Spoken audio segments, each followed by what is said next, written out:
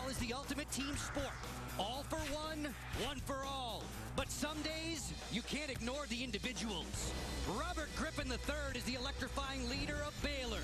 Back from a knee injury, with blinding speed and an accurate arm.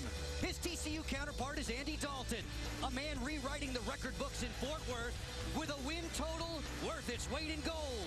It's Texas Hold'em, Bears, and fourth-ranked Horned Frogs on Versus.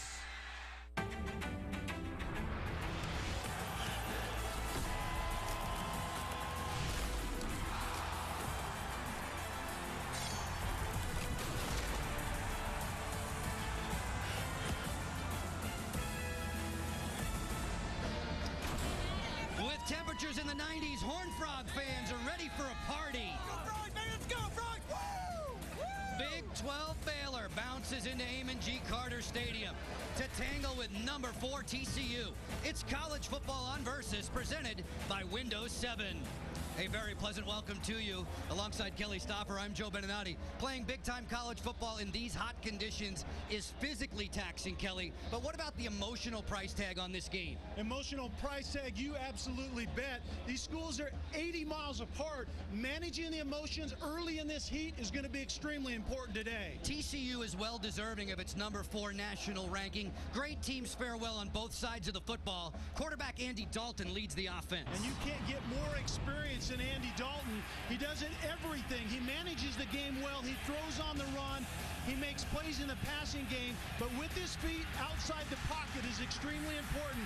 But do not lose sight of the fact it's about defense here at TCU.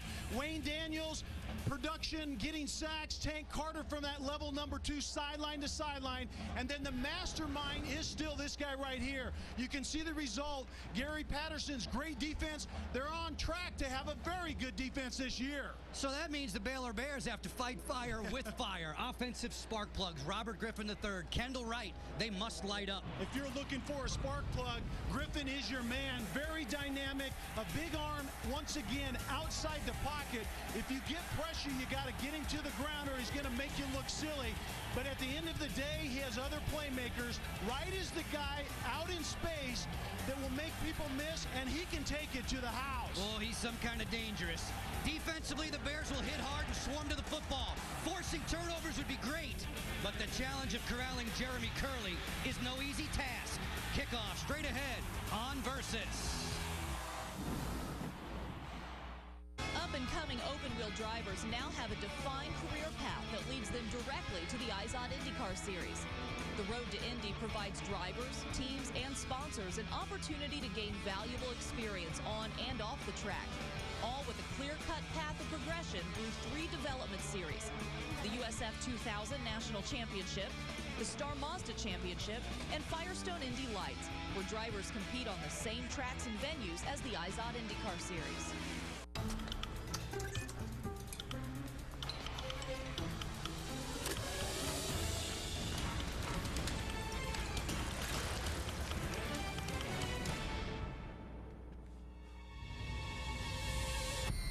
Follow your inner driver to the all-new Zoom Zoom Concentrated Mazda 2 or the wicked fun Mazda 3. Either way, your inner driver gets what it's after. Experience a test drive today. It's breakfast, new breakfast at BK. With biscuits, bowls, and platters. Have breakfast your way. The all-new BK breakfast menu. That's right, from Burger King. Anything Mayo can do, we can do Boulder. The choice is yours. Are you up for some sandwich kickin' flavor? Are you Miracle Whip? Good news, sir. I just got an email from the office, and word is people really love our claim service, especially the Auto Repair Express. Repairs are fast and they're guaranteed for as long as you own your car. Hey, that's great. But is this your phone? Yeah, of course. But where do you put...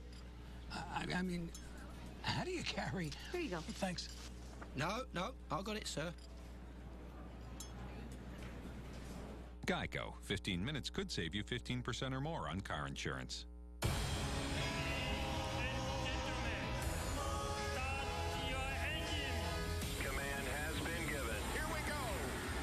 There's a course in Japan that only opens its gates for one race a year. Dixon rolls into victory lane. The IZOD IndyCar Series travels to the Far East, where the one obstacle between the field and the finish line is willpower. The IZOD IndyCar Series from Japan on Versus.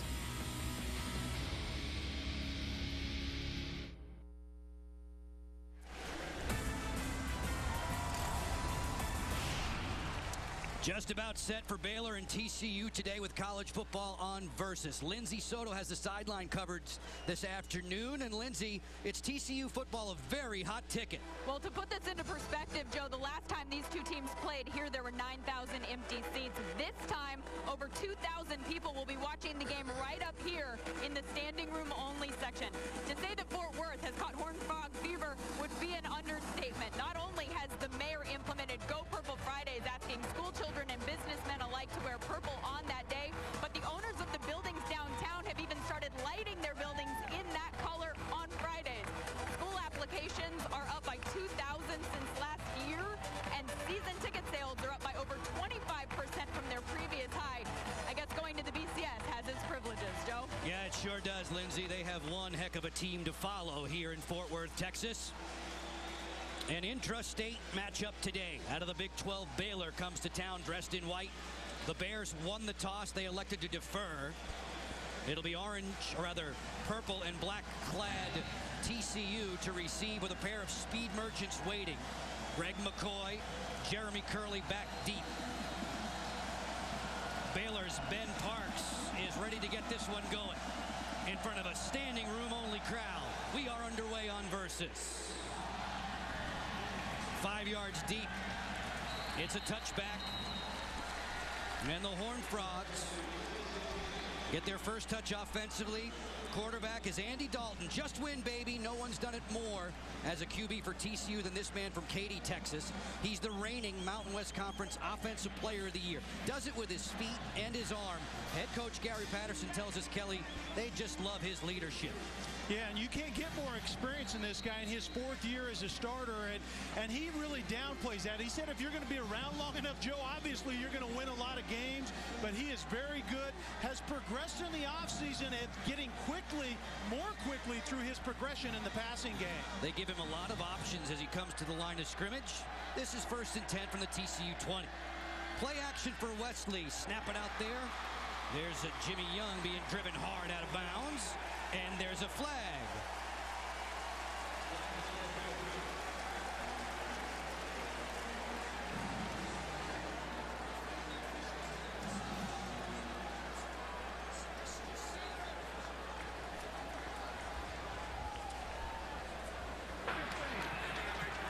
Personal foul. Face mask. Number 7, defense. 15-yard penalty from the end of the run. Automatic first down.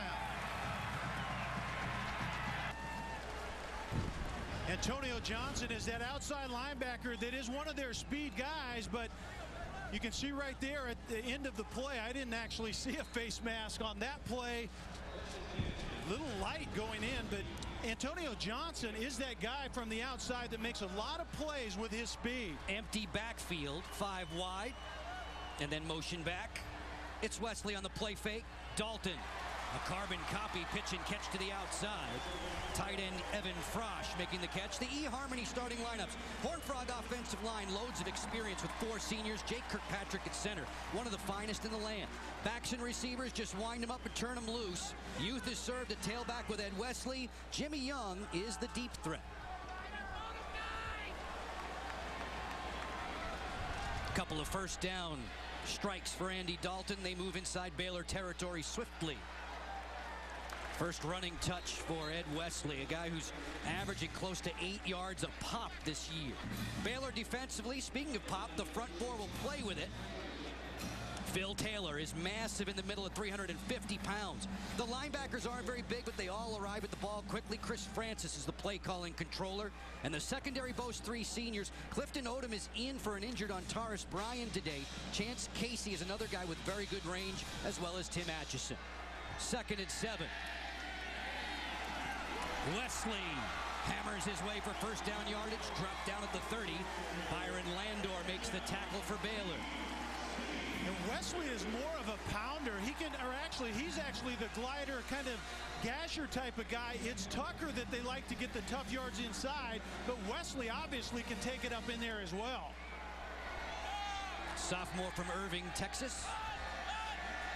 Horned Frogs are driving. Dalton changing the plays. Checking with his wideouts on 1st and 10. They run the option. Wesley on the pitch. Hit hard there. Good tackle by Antonio Johnson. The Bears ask him to do a lot from his linebacker position. It's a gain of 2.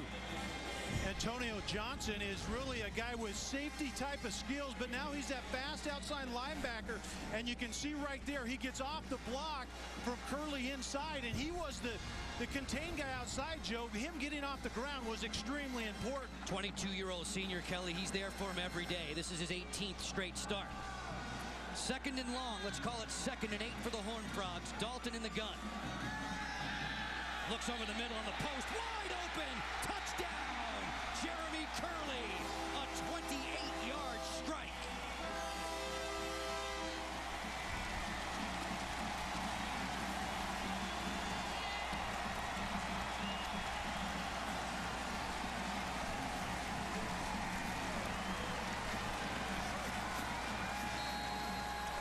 Joe, even though TCU came out throwing the ball, they're an offensive team that likes to establish the run.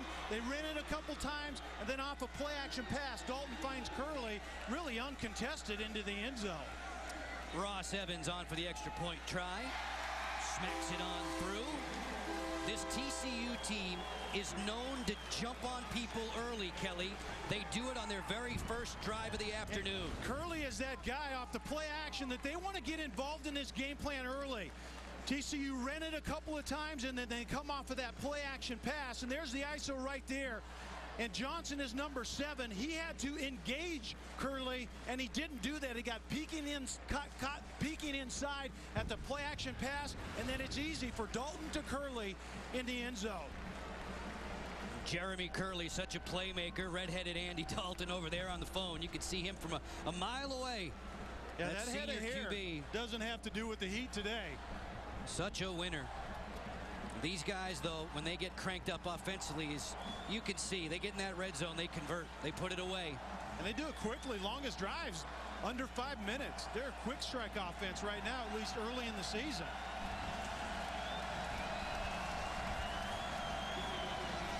Kevin Sharple's ready to hit it for TCU.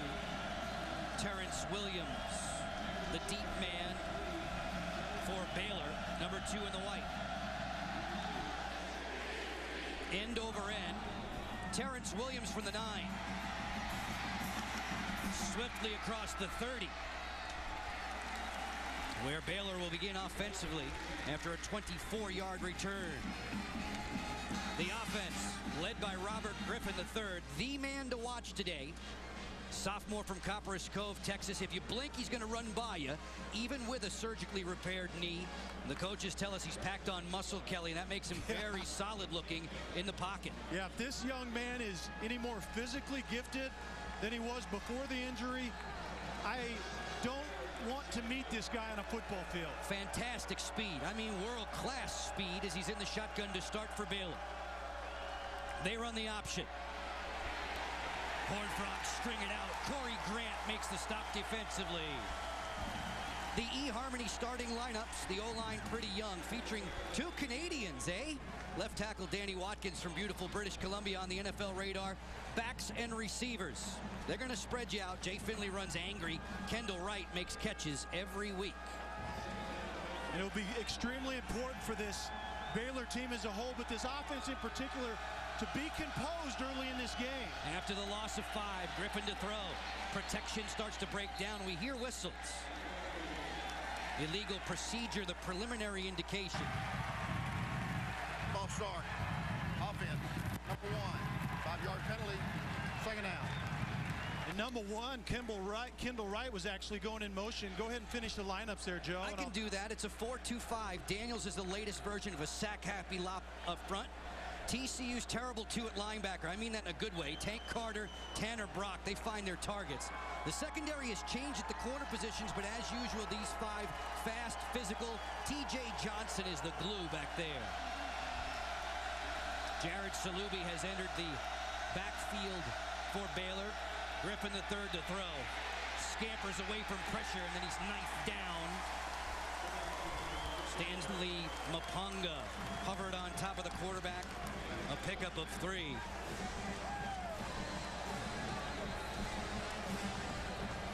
Coach Art Briles does the play calling, the head coach, and he really does it without a play sheet, which is somewhat unique.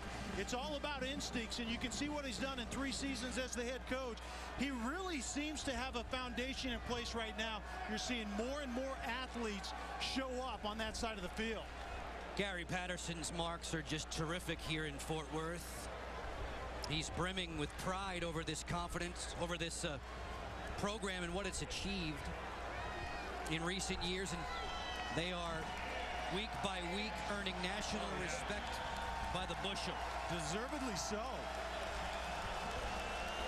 Third down and very long here in the first 4 minutes of the game. TCU already on top. Jeremy Curley with a touchdown reception. Griffin the third on the pump fake. No open receivers yet. Mapunga chasing. This one is zipped behind its intended target. Incomplete. In a third and long situation, standard procedure to stay out of trouble is to throw the screen. And it was actually supposed to be to number 23, Jay Finley. The line is out there. Finley's out there. But so is TCU's defense. A good job. Throw the ball away, line up, and punt the ball away. Looking for Josh Gordon, not finding him. This is an excellent matchup. The game within the game here, punter and punt returner. Curley, one of the most dangerous in the business. And Derek Epperson, who will punt for Baylor, is a consensus all-Big 12 punter. Honorable mention All-America. He hammers this one. Curley from the 22. Jukes and jives to the 27. That's where TCU's second possession will begin. The Horned Frogs, so formidable here at home in Fort Worth. Curley all by his lonesome. Frogs on top by 7.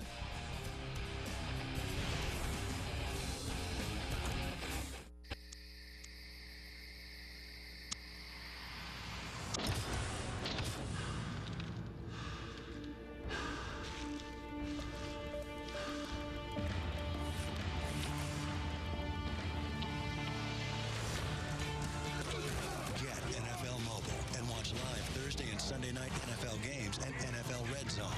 Now everything football is everywhere. Only with Verizon. Rule the air. In the next 60 seconds, we want you to qualify to be the next $50,000 home makeover winner. Pick up the phone and get ready to start dialing when the number appears on your screen. Call the number on your screen now and we'll mail you a key. If your key opens the lock in your local Direct Buy Club, you'll be the next $50,000 home makeover winner. Operators are standing by, so call right now. Direct Buy Club has already awarded over $1 million, and someone is going to win the $50,000 home makeover. Why not you? If the phone number is blinking, the phone lines are now open.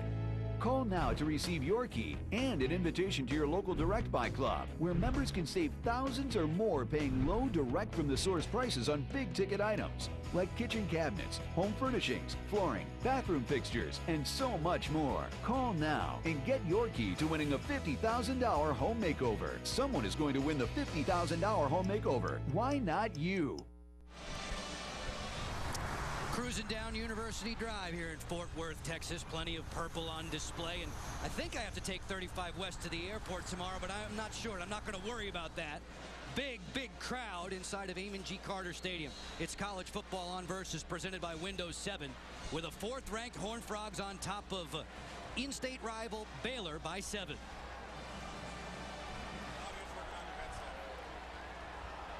Around the end comes Ed Wesley. Into the waiting arms of Tim Atchison and Antonio Johnson after a short gain. What you want to keep track of early in this matchup, TCU wants to establish the run, and they actually are very balanced and diverse. Wesley carries the ball, Tucker, and also Dalton almost almost equal touches, but as soon as you start getting lathered up, they like to go deep and throw over the top, and we've already seen that in this game. TCU already on the board with a touchdown. Baylor didn't give up one in its first 2 games. That hadn't happened since 1960. Out of bounds, diving there, it's Matthew Tucker. Elliott Coffey forced him to the sideline. Horned Frogs pick up 9 there. It's going to be interesting to see. We've heard so much about Baylor's upgrade in speed defensively, and that's what TCU typically likes to take advantage of. They get their speed guys out in space, and they probe for a favorable matchup. We'll see if Baylor can hang in there where that's concerned. Matthew Tucker's freshman year was outstanding. Joseph Turner was the lead back last year. They go around the end with Curley. Chris Francis, Elliott Coffey there. Jeremy Curley, they want to get him as many touches as possible in as many different ways as possible. Yeah, and that's the key right there, Joe. He's kind of like an offensive probe. They move him around, they get it to him in a lot of different ways, and they're searching for a favorable matchup, and when they find it, they'll kill you with it if you don't make adjustments. This is 2nd and 6. 6 minutes into the opening quarter. TCU's second drive of the game. Tucker bouncing off of tacklers. Johnson, Antonio Johnson wrapping him up along with help from Tracy Robertson. Lindsay Soto has an injury report. Lindsay? Guys, the Baylor Bears, their starting left cornerback, Antares Bryan, did not start this game, will not play. He has a pulled right hamstring from last week's game and hasn't been able to do more than jog since. His backup is Clifton Odom, who is the son of longtime NFL linebacker Cliff Odom. He's over here getting his left ankle taped. So right now, Romy Blaylock is in his place. They're on their 3rd left corner of the game. Quickly turning into a mash unit. As the Horned Frogs work swiftly, Josh Boyce makes the catch there. Byron Landor makes the stop. AB Antares Bryan had to deal with injuries last year for Baylor. They were hoping he was going to be up to snuff. Yeah, and he's one of those guys that not only has track type of speed, but he's also the long rangey type of guy. They like to have him in a zone, and then he's very good at that quick 2 or 3 steps out of a burst. So that's an important development. Lindsay talked about Clifton Odom. He can fly 4.3 in the 40, but not with a bad ankle if he's dinged up already today. Dalton hands it off, and Ed Wesley has an open field in front of it. Wesley marches in. Touchdown, Horned Frogs, 49 yards.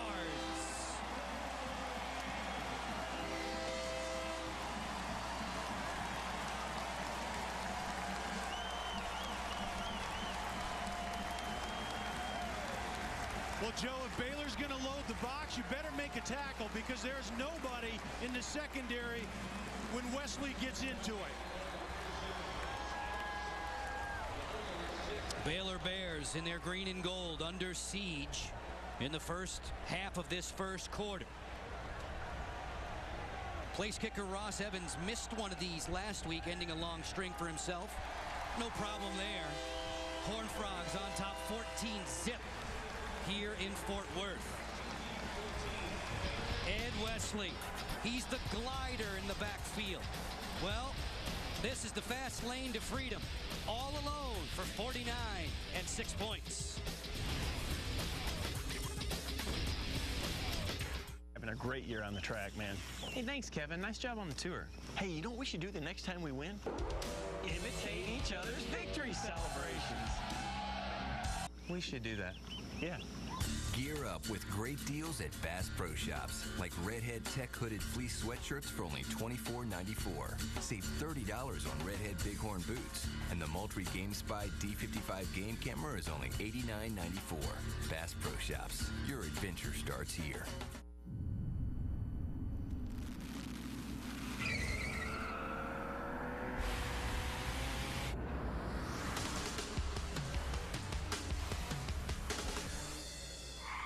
.306 horsepower, race-inspired paddle shifters, and F-Sport tuned suspension. All available on the new 2011 Lexus IS. It isn't real performance unless it's wielded with precision.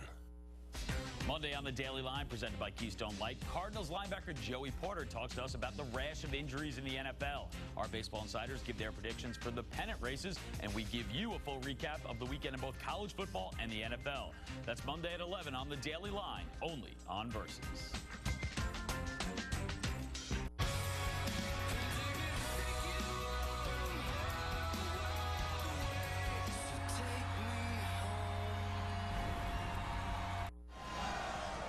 Sold out and standing room only. Amon G. Carter Stadium in Fort Worth. They're seeing a good show if they're rooting for the Horned Frogs. On top 14-0.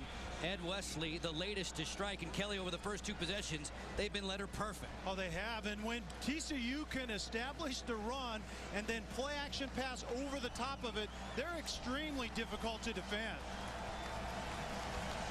Kevin Sharple is ready to kick off for TCU. Mikhail Baker. Ahmad Dixon back deep. That's Baker, 5 in the white. Both of these teams into this clash with 2-0 marks. A sidewinder. Booted a bit there by Baker. He recovers and gets chopped down at the 26.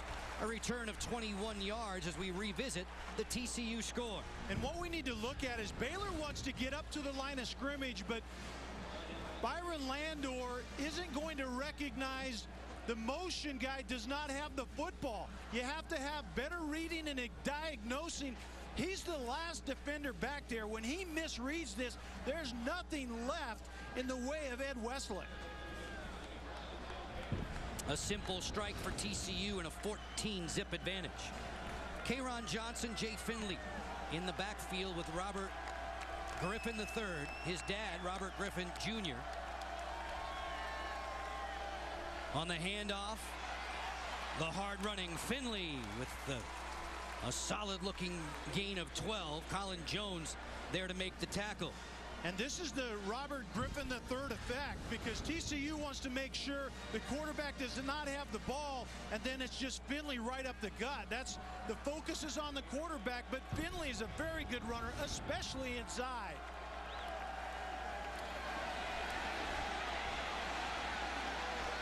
Griffin bolting out, ridden out of bounds, but he just glides his way for another 11.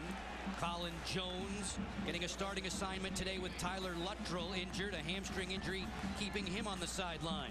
You just use the word glide. He's not a glider. I mean, he effortless. Is a very smooth runner, a big strider, but it happens very quickly. He's got 4 wideouts in the pattern. TCU, a team that just loves to jump on you, go for the throat right away. You see all those times they've had 10-0 leads or better. Handoff inside. Here's some room. Legs churning ahead. It's Terrence Ganaway. Dropped by Jason Teague. Pickup of nearly 16, maybe 17 on that run. Ganaway is more of the pounder. Watch it right up inside. A good fit initially by Baylor up front, and then it's the big pounder. Known for his pass protecting, but that's a pretty nifty run, bouncing it out to the left. Should be pretty fresh. He only had 4 carries last week in that win over Buffalo. On the ground for Salubi. He's knifed to the turf. Tanner Brock was in there from his linebacking spot and will be all day, along with Tank Carter, his cohort in crime. And Brock takes over for Darrell Washington at that middle linebacker position. Remember, TCU only has 2 of them in illegal there. Formation, 5 men in the backfield, offense, 5-yard penalty, first down. CFO officials today, Kelly. Mike DeFee, our referee. TCU plays that 4-2-5. They only have 2 linebackers, and Tanner Brock is really the middle linebacker taking over for Darrell Washington. But the bell cow now is really Tank Carter on the other side. Makes plays from sideline to sideline, a ton of speed. Tank Carter, first name Ricky, as we see Tanner Brock, a guy who made a freshman impact a season ago. 1st and 15. Griffin to throw. Shuffles his feet, fires one low and off the hands of his target, the tight end Brad Taylor.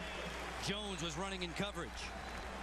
That coverage for TCU has been very, very sound thus far. Not a lot downfield, not a lot of separation, and TCU does a nice job. The 4-2-5, so essentially, Joe, they have 5 defensive back, 3 safeties. They're almost always in their nickel defense. Second down and a bunch. Changing the play. Robert Griffin getting coordinated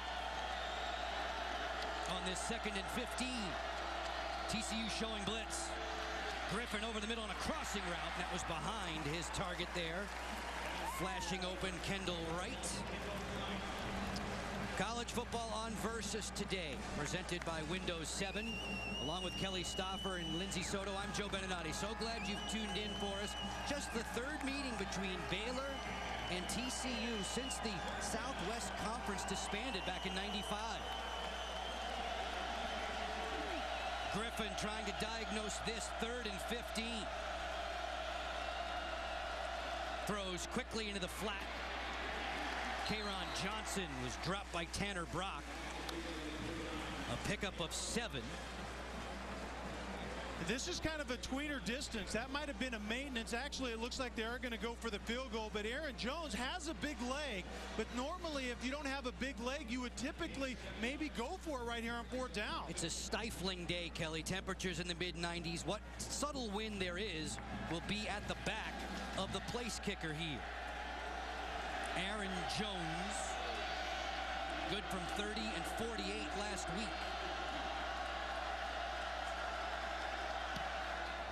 This one's on the way with plenty of distance and good. Aaron Jones gets Baylor on the board. Cue the band. TCU has the advantage. It's 14-3 in Fort Worth. It's morning, I'm hungry, gonna go to Burger King. Burger King for breakfast? Yes, there's such a thing. It's breakfast, new breakfast, no reason to delay. Breakfast bowls and platters, hip hip, hooray! Yummy, yummy, yummy, tummy, tummy, tummy, yummy, tummy, yummy, yummy, tummy. With a bunch of great new items, have breakfast your way. The all-new BK breakfast menu. That's right, from Burger King. Polaris is having a factory-authorized clearance, which means you can get financing as low as 3.99% and up to $1,200 in rebates on vehicles like the Ranger Razor or the Sportsman XP or the Ranger XP. That's financing as low as 3.99% and up to $1,200 in rebates. Hey, it's all about the deal. That's all you need to know, right? All deal, no hype. The Polaris factory-authorized clearance. Going on now. It's a symbol of confidence, honor, and trust. An unspoken bond that, while common among men, is exceedingly rare among companies. The Ram 60-day handshake. Ram. With stars and stripes in the backdrop, we're in the Lone Star State today for college football on Versus, presented by Windows 7. TCU a 14-3 advantage. The most recent strike, a 48-yard field goal from Aaron Jones. This isn't the start that Baylor wanted, obviously, Joe, but you really needed to get points on the board that last drive to kind of take the cap off the bucket, so to speak. But now Baylor's defense has to come up with some answer. You can see every seat taken today here at Amon G. Carter Stadium, a stadium that is set for a very healthy renovation project. It's going to be nice. We come back maybe next year, Joe, they'll have some air conditioning for us here in this booth. Don't bet on it yet. McCoy and Curley back deep. This kick is short. The sprinter, McCoy, across the 42-yard line. There is a flag down. Mike Hicks helped out on the tackle there in special teams for Baylor. These Horned Frogs blessed with so many speedsters. During the return, holding on the return team, number 33. 10-yard penalty from the spot of the foul, 1st and 10. And what was it that Gary Patterson just told us yesterday? have to avoid silly penalties on special teams. Yeah, they had a couple of these called back last week. Big plays, and McCoy is that corner that does a nice job in special teams right there at the end. At that point in time, you've had a big play. Let it go. Do not hold or block someone in the back. Last week, they destroyed Tennessee Tech, a school at which Gary Patterson began his coaching career. Flick it out for Curley. Driving towards first down yardage, bumped out of bounds by Atchison. Baylor and TCU. Lindsay Soto's going to tell us there's some bad blood that goes a ways back. Yeah, guys, this is just the third meeting between these two teams since the Southwest Conference broke up. So it's not much of a rivalry for the players, I guess you could say, but there's a lot of bad blood between the alumni, and it goes back to the things that happened when the conference broke up, the Southwest Conference. The governor of Texas at the time was Ann Richards, who was a Baylor alumni, and according to TCU fans, she exerted a lot of influence to get the Bears in the Big 12. I'll finish the story after the play. Wesley carving ahead across the 40. Atchison adds to his totals, and we send you back for Lindsay. So TCU fans upset about the political clout that was used to get the Bears into the Big 12, according to them. Baylor TCU fans saw it as the ultimate insult that they were not invited to join. Also, many alums are still angry about that. But, of course, one could argue now it was the best thing that could have happened to them. That chip that TCU has carried around on its shoulders ever since has served them pretty well. And they have been one of the kingpins of the Mountain West Conference since joining. 1st and 10 for Dalton. Floats this one on target. Very hard hit. Boyce was flattened by Byron Landor. We send you back to College Football Central. Here's Bill Patrick. All right, Joe, it's a Foster's game break. Alabama and Duke. And look who's back. Heisman winner, Mark Ingram. He is healthy, and he is dangerous. Nearly 150 yards and 2 touchdowns. And they're still in the first half. The Tide are rolling right now. Joe?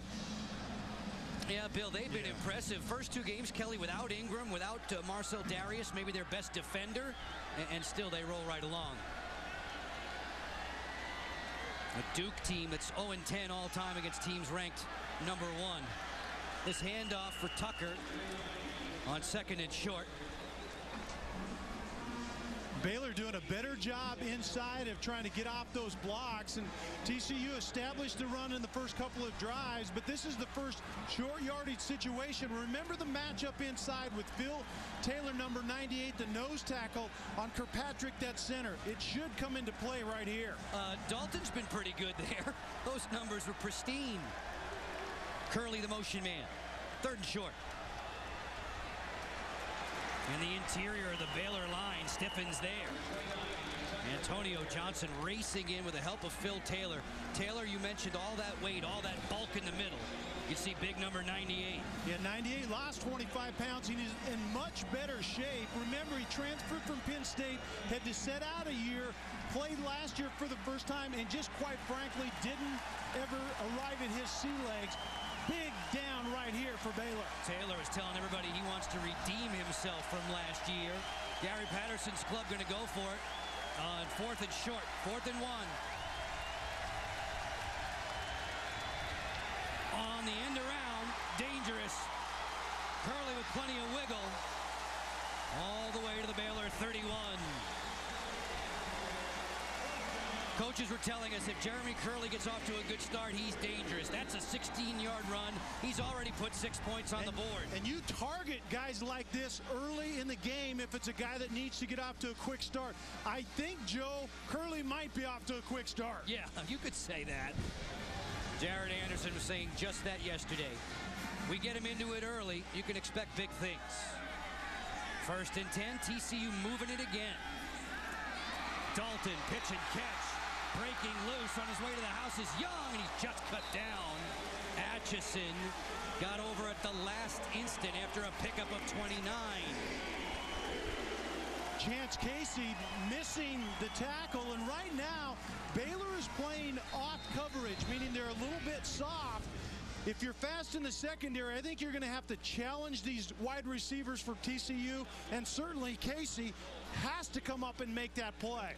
Young only had 1 catch last week. Hasn't had very many balls thrown to him in the first few weeks of the season, but he's been on target with Andy Dalton so far today. 1st and goal. Tucker pinballs around at the goal line, and he's stopped short. Matthew Tucker had a 3-yard run and a 1-yard touchdown run last week. It's an interesting situation. Remember, Joseph Turner was the running back from last year, and Tucker is one of the 2 guys coming back, Tucker and Wesley. But Joseph was that dependable short yardage runner. You could count on him getting those yards. Tucker is a downhill guy, but they need to find that guy in this offense that can pick up yards like this. Shivers and Tucker in the eye. This is Tucker crashing to the goal line. Touchdown! Matthew Tucker. He won't say very much, but folks on his team are looking up to him more and more. Another 1-yard plunge makes those in purple happy. And Tucker does a nice job of really kind of just sliding outside, missing the penetration inside, and then he's the downhill type of guy that has to become TCU's drive finisher.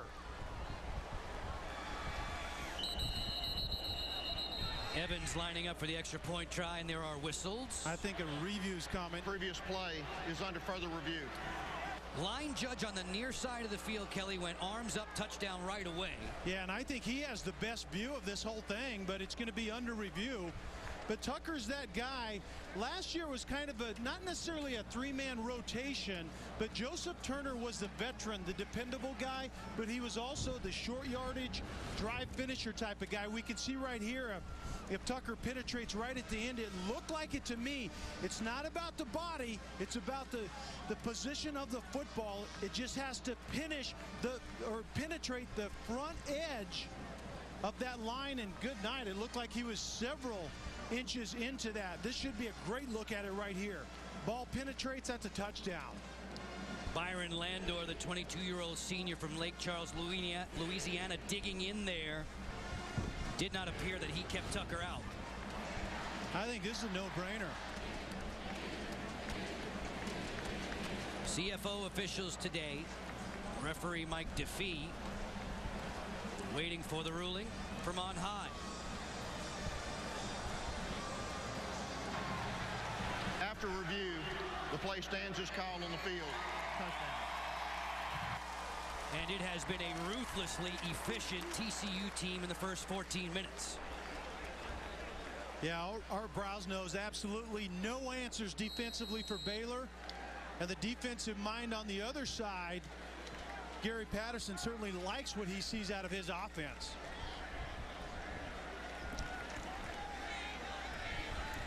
Ross Evans' extra point try is right down the middle. And it is 21-3. Favor the Horned Frogs. Folks, college football continues on Versus. We know what you Mountain West fans want. You want high-altitude battles and an Armed Forces classic rivalry. Navy, Air Force, October 2 Eastern. Then 2 weeks later, the Cougars storm Fort Worth. They'll tangle with these number 4 rated Horned Frogs. It's BYU TCU October 16th. That's 3:30 Eastern only on Versus. A couple of nice matchups. I'm looking forward to going back to the Air Force Academy with the Navy in town. One of the best environments in all of college football, especially when you have those two teams playing one another. Very much so.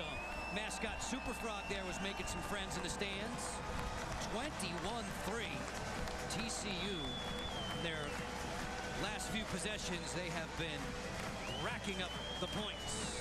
Yeah, it's not like they were short drives either. They were methodical, and they were fairly quick and efficient, but they weren't short.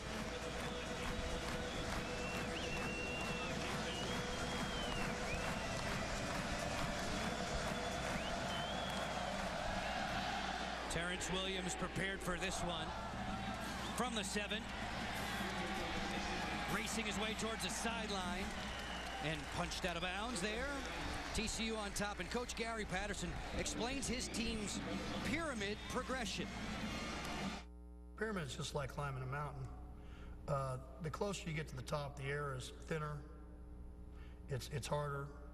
I mean, it's one of those situations where it's steeper. You have a chance. There's more chance of failure, and one step could mean a long fall. Comparably, that the slope's not as steep at the bottom. So for us, you know, the pyramid kind of represents everything that we try to get accomplished.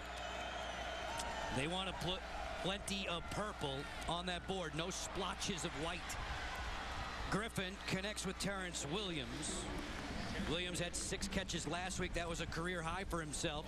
Gained 7 there. TJ Johnson getting credit for the tackle.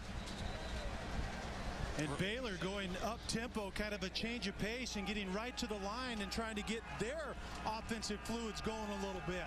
Last minute of the opening quarter. 2nd and 3.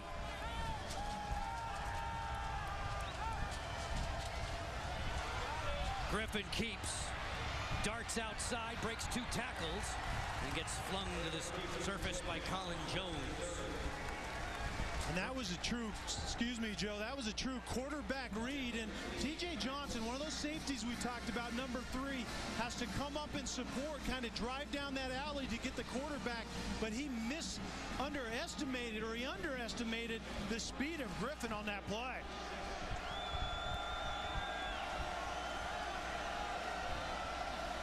Another passing opportunity for Griffin. He put some mustard on that. It was deflected away.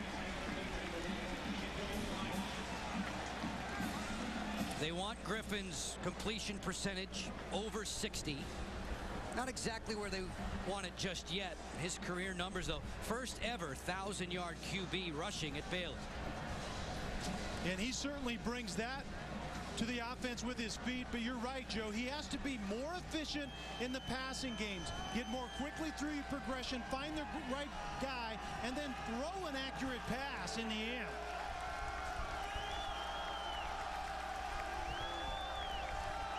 Frogs rush 4 on 2nd and 10. Terrence Williams gets that wide receiver screen and gets hammered out of bounds. TJ Johnson and Colin Jones combining for the stop.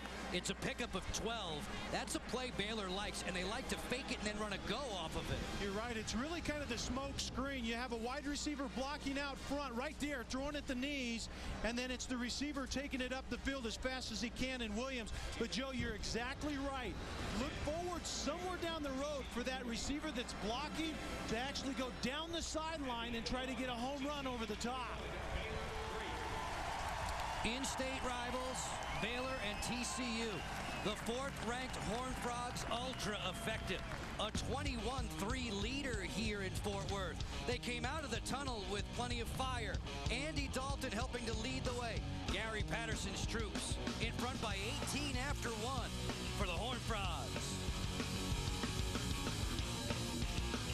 Switching to Geico really save you 15% or more on car insurance? Can football announcer Andres Cantor make any sport exciting? Ha sido una partida intensa hoy. Jadrowski está pensando. Veamos qué va a hacer. Moverá la reina, moverá el caballo. ¡Qué tensión! ¡Viene! ¡Gol!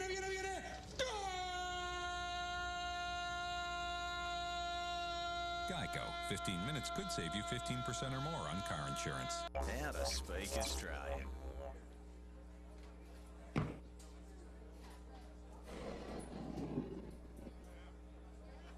Gold digger. Beer. Foster's, Australian for beer. It's breakfast, new breakfast at BK. With biscuits, bowls, and platters. Have breakfast your way. The all-new BK breakfast menu. That's right, from Burger King. The players are ready. The coaches are ready. Are you ready? The UFL returns next Saturday night at 11 on Versus. I mean, it was so bad I would wake myself up. I've tried everything. Estimates suggest that as many as 73 million people in the U.S. have a snoring problem. What a shame, when the solution is so easy. Pure Sleep. Co-inventor Dr. Douglas Fenton explains how Pure Sleep works. Snoring occurs when your airway relaxes and the tissue in your throat vibrates. Pure Sleep uses a technique called mandibular repositioning, which holds your jaw forward, gently opening the airway to stop your snoring. The first night he used Pure Sleep, he stopped snoring. Pure Sleep worked for us the very first night. Pure Sleep is only 2 payments of $29.95 plus shipping and handling. If you're not satisfied for any reason, return it within 30 days for a full refund, including shipping and handling both ways. Go to puresleepoffer.com or call 800-207-7702. That's 800-207-7702. TCU very much looking the part of number 4 in the land. A 21-3 lead over Art Briles and his Baylor Bears. And Briles is a guy, Kelly, along with Robert Griffin III, trying to bring Baylor back, making them rise up. Yeah, 2009 was to be that breakthrough year, but obviously that went downhill quickly in the third game when Griffin III had to go out because of that ACL. But I think their talent level is up. We'll see if they can get it done in 2010. K'Ron Johnson in motion. Jay Finley is with Griffin in the backfield out of the gun. Finley, who runs hard with passion. They say he runs angry. Didn't get much there, maybe 2. Colin Jones stopped him among a host of tacklers. And I think it's Griffin that is really going to have to get it done, not only today, but this entire year for Baylor. He has to play at an extremely high level.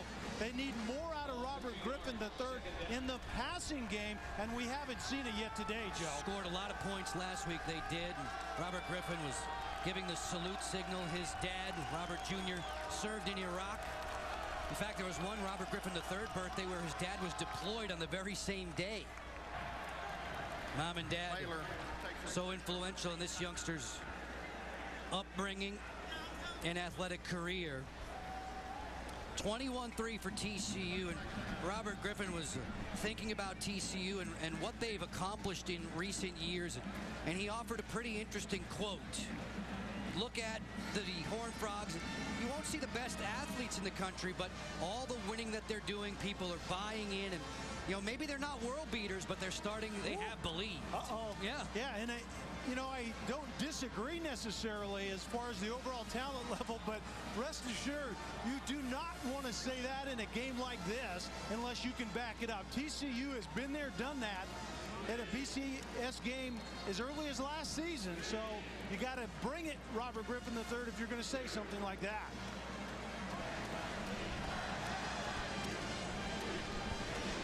I don't think Gary Patterson really appreciated that. When we talked to him yesterday, you could see that he was wanting his guys to be ready for this emotional game today. And they have been with 21 points on the board. 2nd and 12. Griffin double pumps. And then airmails Terrence Williams. 21-3 here in Fort Worth. Let's check in with Bill Patrick back at College Football Central. And time for another Foster's game break. We've got BYU and Florida State, and here come the Cougars. Jake Heaps to Cody Hoffman, but it's FSU 13-10 over BYU at the moment, guys. And Bill, you mentioned Heaps and Hoffman, 2 guys who are going to be on the radar screen in the Mountain West for a long time to come in Provo. 3rd down and 12. Griffin sets his feet over the middle, off the hands, and incomplete. It was Kendall Wright, who has a catch in every game of his career, not reeling that one in. And you talked a few plays ago about the mustard that Robert Griffin III is bringing, and that time it was a very nice pass and just went right through Wright's hands. And actually Wright, if I think he comes down with that football, he has the opportunity to convert right there on 3rd and long.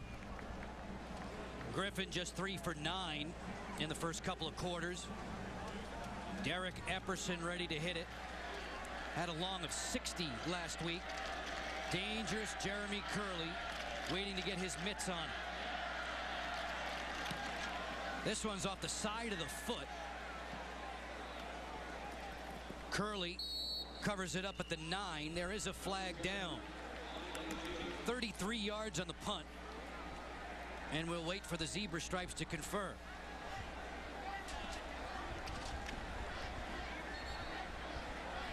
They're signaling offsides TCU. This would be an interesting decision with our Briles if it's a penalty on the defense. It was 4th and 12. Offsides on the kicking team, number 96. That penalty's declined. It'll be 1st and 10, TCU. Joe, the thing I was interested with is Aaron Jones has a big leg. Maybe that gets you into field goal range. 21-3 for TCU. Back for more in this opening half with college football on Versus.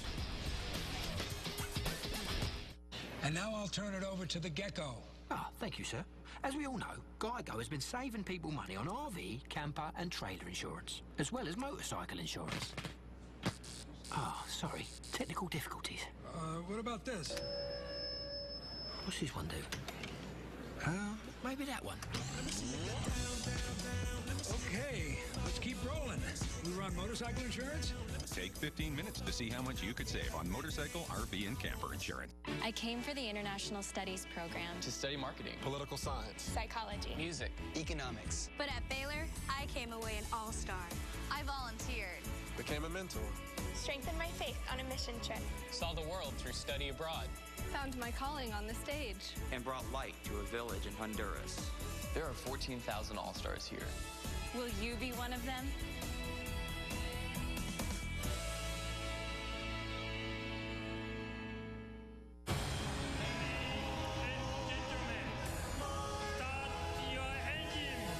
On IndyCar Series travels to the Far East, where the one obstacle between the field and the finish line is willpower. The Rise on IndyCar Series from Japan on Versus. We know you AFC fans want battles of bands and rivals. Catch Florida A&M and Tennessee State in the Atlanta Football Classic.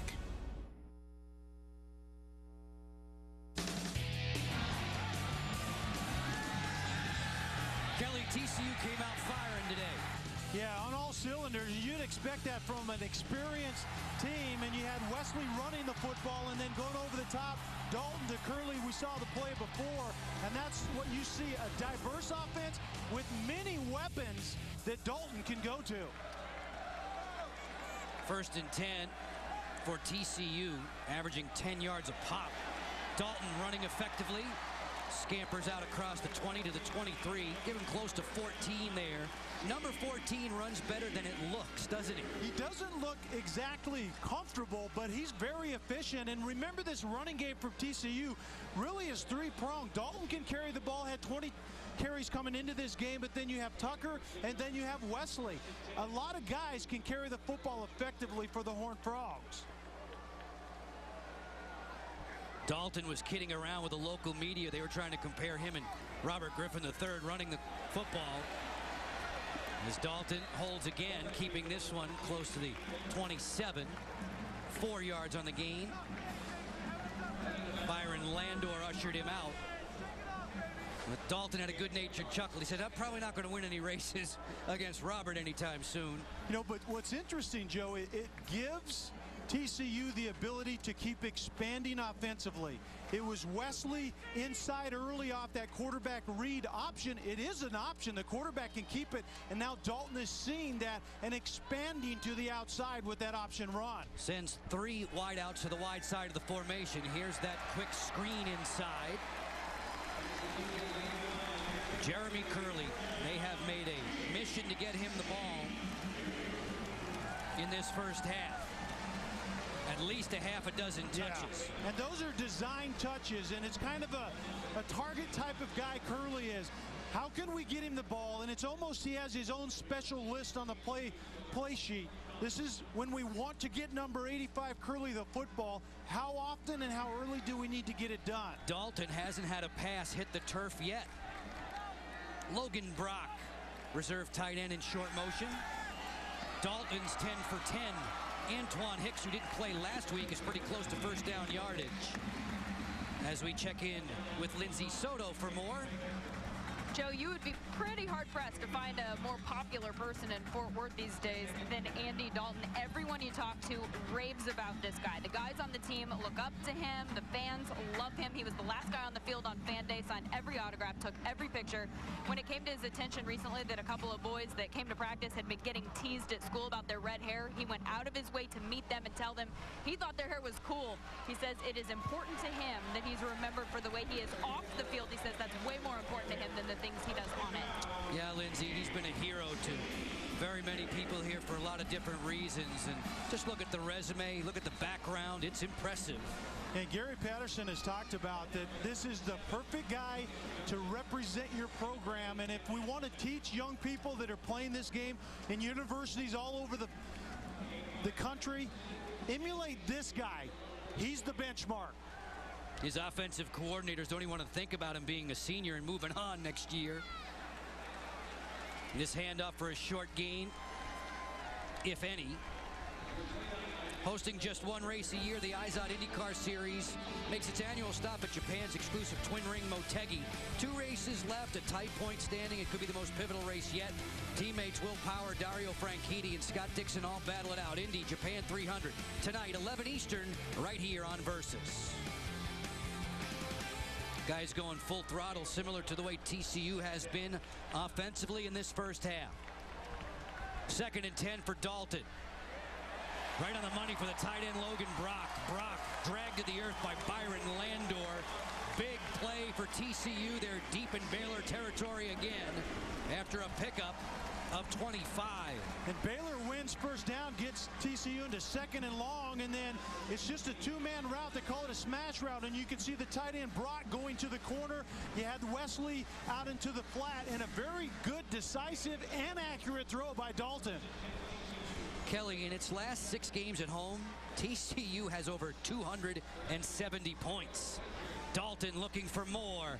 This one over the middle and overthrown. It was Curley again, hoping for it along with Sky Dawson. The first time today that Dalton is not connected, and Dawson is arguably the fastest of the Horned Frogs. The reason it was incomplete, it was actually the first bad decision I've seen Dalton make today. There was a safety in the middle of the field.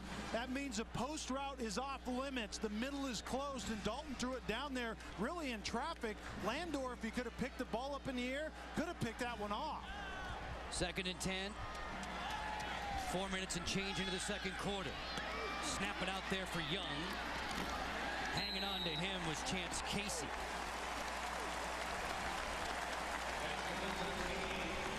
Move the chains for TCU after the gain of 11. I mean, this is a chain-moving machine with Dalton at the control, and right now Baylor doesn't have any answers. They're doing it running. They're doing it in the short passing game. Baylor has to get up in the grill of the wide receivers, press coverage, challenge these receivers, make Dalton throw the ball down the field. Stay in the gun, 3 wideouts in the pattern. Wesley in the backfield with Dalton on 1st and 10. Option. Wesley takes the pitch, turns the corner on the stutter step, and Chris Francis angles him out of bounds. 7 more yards. Joe, you could hear Dalton managing the run game at the line of scrimmage. He likes the speed option, quick outside. There wasn't an option inside, so take it immediately to the corner. He checked to that, and they give him a lot of responsibility at the line of scrimmage. They may send him there with 3 plays, Kelly. He makes the read and then picks which one's best. Absolutely. It's called check with me. You check what the defense is doing, and then the offense checks with you to get Baylor the play at the line. Takes their 2nd charge, team timeout. The Bears asking for time with Gary Patterson's team knocking on the door again. You could very well see them go to that zone option, read option again. It's one of their favorite plays around the goal line. It really pressures the defense. When your quarterback can actually run the football, which Dalton, we've talked about, is willing to, and that really pressures you, especially in the red zone, where it's just one more gap the defense has to fit. Quarterback Andy Dalton right there. He explains how he's the caretaker of his team. For the team to win games, you have to be a game manager. Regardless of what you're capable of doing, you have to still manage the game. You can't make mistakes. You can't make stupid throws. You can't do things that are going to hurt the team. So that's where, as a quarterback, you have to be the game manager. Dalton and friends, they've won 15 straight in this stadium, and his pass efficiency numbers continue to climb. And that's where he's improved the game, and the efficiency comes with understanding things down the field. Where's your progression and getting rid of the ball quickly? He's obviously becoming more and more efficient in that area of the game. Horned Frogs already over the century mark, rushing the ball today. 2nd and goal. Here it comes. Option pitch. Touchdown Wesley. Just that easy.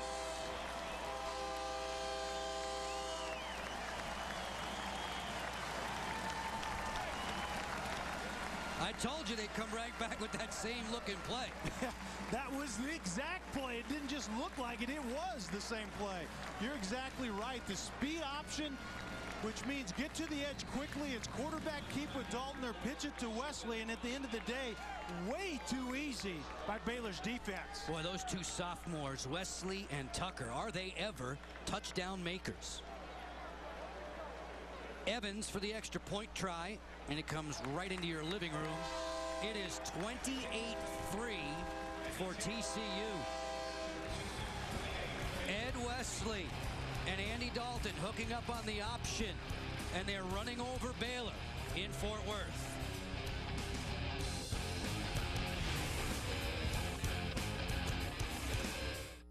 Final play for the only thing that would make this any better is overtime. They'll need a miracle to win this football game. Harris slot right, drops back. Hines takes the pass at the 30. With the seam. Wow, can you believe it? One man to beat.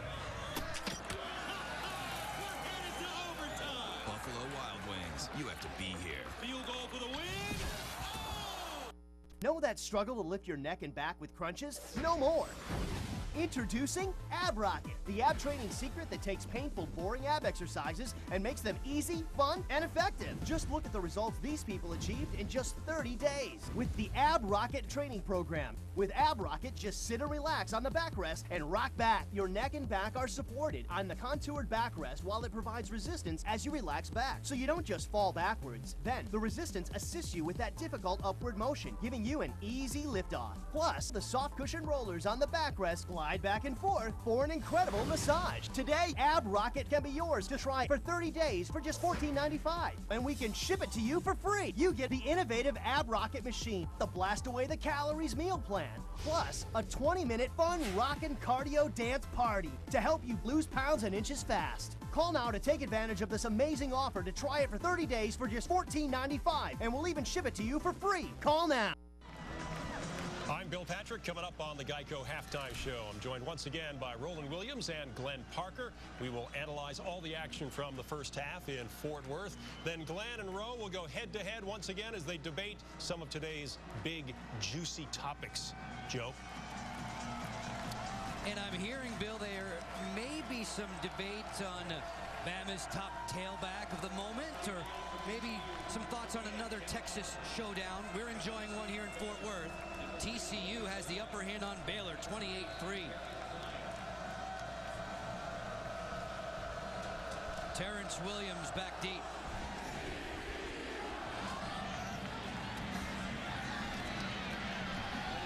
With sprinter speed. Brought down at the 17. Enjoying college football action today on Versus. Lindsay Soto reminds us that there are also some high school bragging rights on the line. Yeah, bragging rights obviously at stake in this one. A lot of the guys on both of the teams know one another. In fact, 5 of them went to the same high school, including Robert Griffin III, the Baylor quarterback, and Tanner Brock, who is the sophomore linebacker at TCU, the guy whose job it is to try and take his head off today. They played together at the same time at Copper's Cove. Brock's dad, Reb, is the defensive coordinator, and actually Robert is a huge part of the reason that Tanner plays linebacker. He was a quarterback and linebacker in junior high, but he gave up quarterbacking when he got to high school because, as he says, Robert's such a great athlete. Linebacker was the way to go. I'm sure they'll be chirping each other all throughout the day. TCU has been ruthless in this opening half, better than 300 yards in total offense. Now Baylor would just like a lengthy possession to give its defense some time to breathe in these 90-degree conditions. That is a great point. Their defense has been on the field a ton. Even though TCU has scored fairly quickly, Baylor's offense has gotten nothing done. 2nd and 7.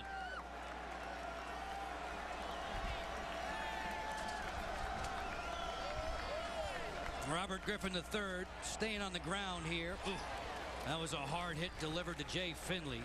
Tank Carter put the wallop on him, a second-year starter at linebacker. Joe, this was Baylor's game plan to come in here, is maintain drives. Keep Dalton and that experienced TCU offense on the sideline, maintain drives, and methodically go down the field and end up getting points.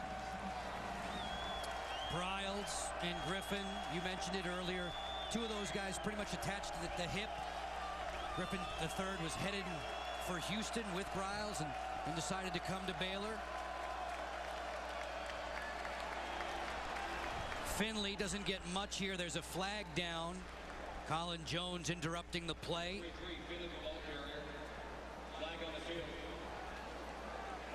Oh, going to take illegal formation.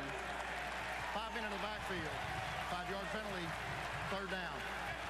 And basically what's happening is Baylor has a wide receiver that's on the line of scrimmage and should not be. So he ends up in the backfield.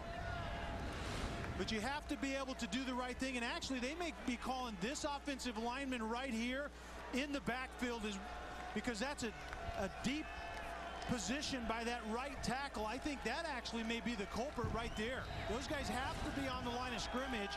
But once again, Baylor shoots themselves in the foot on 3rd down. 4th time they've been penalized today. K'Ron Johnson, about 290 pounds, a fullback. Wow. In the backfield. This is 3rd down and 6. Griffin sprints right into the waiting arms of the defense. Wayne Daniels, who's trying to fill the shoes of Jerry Hughes, the All-American who's with the Indianapolis Colts nowadays. The speed option worked for TCU's offense, and that's exactly what Robert Griffin is trying to do there. Get to the edge quickly. He probably needed to pitch the ball right there. The only chance was to the running back outside. Daniels had some help too, Kelly. Corey Grant flashed through your screen. Got a hand on the ball carrier. Curley back deep for TCU. Already with a healthy margin in Fort Worth. This one is lifted high, a towering kick. Curley from the 30, a 50-yard punt. Curley has some room and some good blocking. Curley inside the 30, and it is the punter who brings him down. Or else. Jeremy Curley has been flat out awesome in the first 30 minutes today. The wedge is set up, or the wall is set up to that side, and Curley, that initial move was just to try to create angles for the guys blocking on that wall. Once he got to the wall, I knew it was going to be a big play. You could see it perfectly from up here. But once again, Curley's doing a nice job of setting that punt return up. So dangerous in those kick return situations. He's treated us a time or two to a few highlights with college football on Versus. Dalton connecting quickly. They want the speed burner there, Sky Dawson, to break loose. As we send you back to College Football Central, here's Bill. Thank you, Joe. It's a Foster's game break. Air Force, a big underdog to Oklahoma today. But watch this play as they spring Tim Jefferson down the right sideline, 38 yards. And this game is tied 10-10 in Norman. Joe? Way to go, Falcons. Wow. Sooners have won 32 straight in Norman, Kelly. They're playing today. Jared 2, Asher Clark. Both of them were nicked a bit in the game that we had against BYU last week. Well, those Falcons will come back, and they play hard. Joe, you're exactly right. That offense in particular was revved up last week. It'll be interesting to see if they can finish. When you play a team like the Sooners in Norman, you have to be able to finish. We'll see if the Falcons can do that. Oklahoma, a team that destroyed Florida State last week.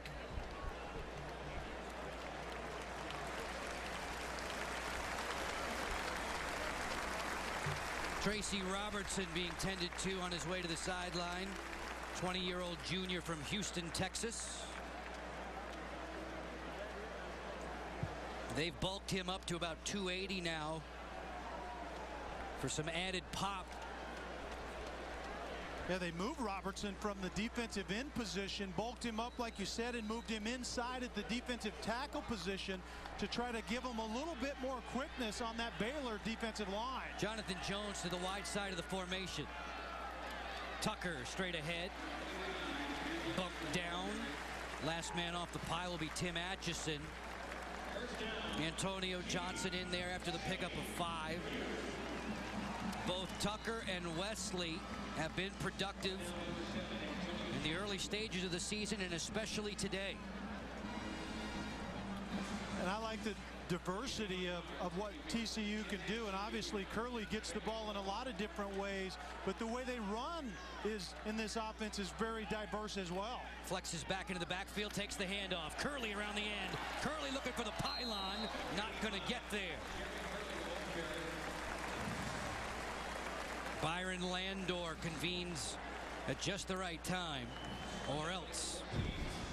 The fly sweep and the motion underneath, and actually takes it from the stationary position, comes back in the backfield, but Curley is that guy we've seen. That you get your playmakers the ball out in space and you give them a chance to make plays. Curley can do it, but a lot of other guys on TCU's offense can do it as well. The math all adding up there for Jeremy Curley. First and goal. To the interior, and another touchdown for TCU. Gives some raw meat to the fullback, Luke Shivers, who now has 5 touchdowns on 8 career touches.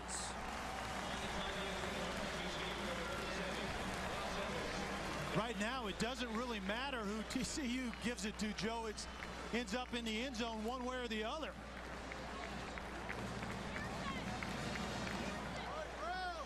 The Horned Frogs running roughshod over the Baylor Bears. Still with over 6 minutes to go in the opening half. And they're on the board with 5 touchdowns.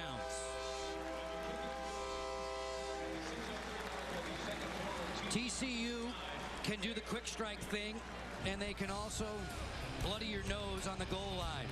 Fullback Shivers, touchdown Frogs. Easy so far in Fort Worth. Up-and-coming open-wheel drivers now have a defined career path that leads them directly to the IZOD IndyCar Series.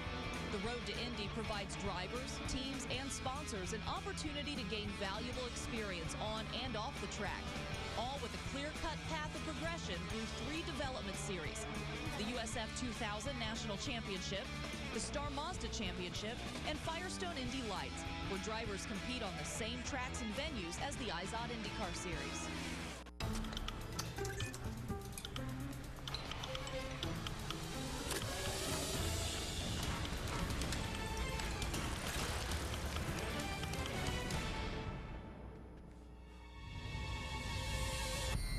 Follow your inner driver to the all-new Zoom Concentrated Mazda 2 or the wicked fun Mazda 3. Either way, your inner driver gets what it's after. Experience a test drive today. September 25th on the mountain. 3 big games kick off at noon when Air Force battles Wyoming in Laramie. At 4, BYU plays host to Nevada in Provo. And at 8, New Mexico heads to Vegas to challenge UNLV. September 25th at noon in HD. Only on the mountain where the West is won. We know you want to hear Purple-White Horned Frogs fights.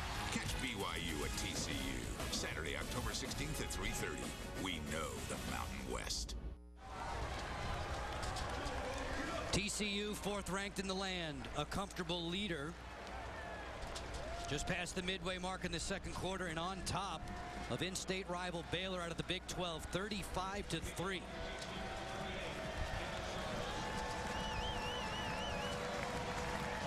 Gary Patterson's been very pleased with his kickoff man Sharples getting the ball deep into the end zone, saving some wear and tear on his special teams guys. Think about all those collisions he prevents if there's no return. This one, 4 yards deep, and the Bears are coming out with it. Quick moves to the outside on the hesitation. Tevin Reese, 28 yards on the return. TDs for TCU of all shapes and sizes. Well, Curley gets it on the pass, and then Wesley gets it in the run game, and there were a lot of different guys that cashed it in. There's Tucker. The ball changed hands, Joe, but the result was the same, and then they throw it to the big fullback, Shivers, who cashes it in as well. But very efficient, very effective in this first half. Griffin III out of the shotgun.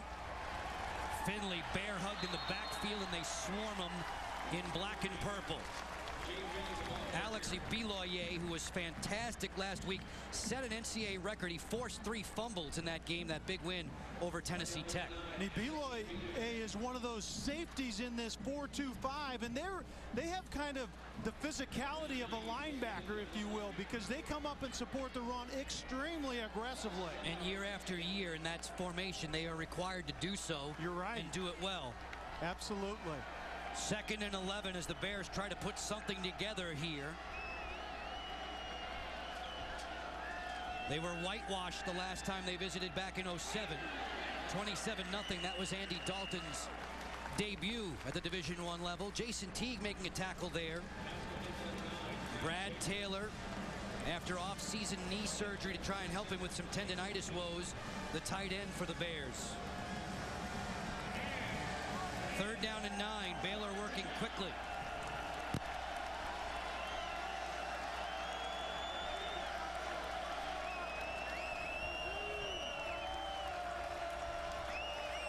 After much conversation, he's got it in the gun.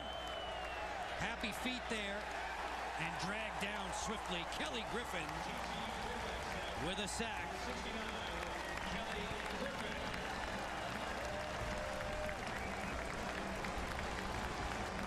All fired up on his way back to the sideline. Coach Briles and the Bears, offensive possession-wise, it has not been good. Griffin is Kelly Griffin, number 69, is inside. The quick move, and actually circled the wrong guy, but number 69, Kelly Griffin, quick move from that nose tackle position. And those two guys, I think, are very underrated. And Griffin and his partner beside him in Grant, they're the anchors in the middle, but they're very active and quick off the ball. Coaches will tell you, Kelly, they've grown up a lot. They've really turned out to be leaders. Curley waiting for this one.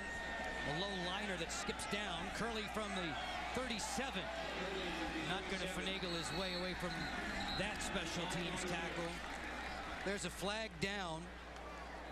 Ahmad Dixon will get credit for the tackle.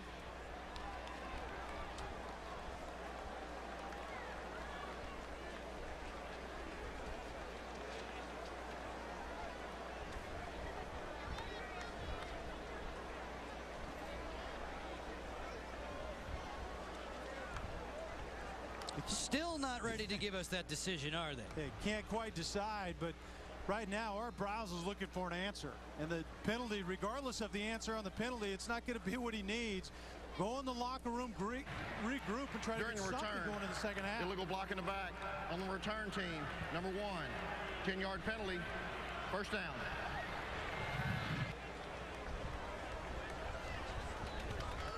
Folks, this season, Versus.com is your home for college football. Log on and select the winners of all the key games in the college pick'em. See how you stack up against studio analyst Roland Williams. Get completely connected with the Versus college football app for your iPhone or Android. You can track live game score stats, even view video updates. Versus.com, your home for college football. Today, presented by Windows 7 with TCU in charge, 35-3. Fly sweep fumble. Dawson spun around and down. Chris Francis interrupting that play. Dawson plays the same position as Jeremy Curley. Kind of the same body type, maybe even more powerfully built, but it's the same kind of package for him. He's really the understudy of Curley. Dawson, a track and field star, part of that 4x100 meter relay team here at TCU. He only weighs about 160, but they say he can bench 340. Hello. Sounds about like you, Joe. Exactly. It's the short arms. Ed Wesley after a short gain. Geico halftime show coming up. We'll turn it over to Bill, Roland, and Glenn back at the studio. They'll break things down from our game here in Fort Worth. Plenty of highlights from around the country's top contests and a little healthy debate on some juicy topics. Stay put for that. 3rd and 5 for TCU. Dalton on the keep. and then hammered down after a pickup of 3. Baylor doing a better job inside on that quarterback keep. It was the quarterback read option once again. They shut down the guy outside, and Dalton tried to take it up inside, and a much better job of anchoring things inside at the point of attack. 290 pounds of punter out there, Anson Kelton. Wow. That's right, I said 290 pounds of punter. He outweighs his backup by 95 pounds. Patterson said he doesn't care what the guy weighs as long as he's effective at what he's supposed to be doing out there. This one turns over. Williams will let it drop. A little backspin English on it. Baylor will take possession from the 14 with flags down. Andy Dalton has definitely been the conductor of this TCU offense, as he is from week to week. And he's been very efficient. We've seen on the day. He's getting the ball out in the passing game. I really like the progress he's made throwing the football. Very decisive, very accurate, which comes from being decisive. Unnecessary roughness. Return team, number 6.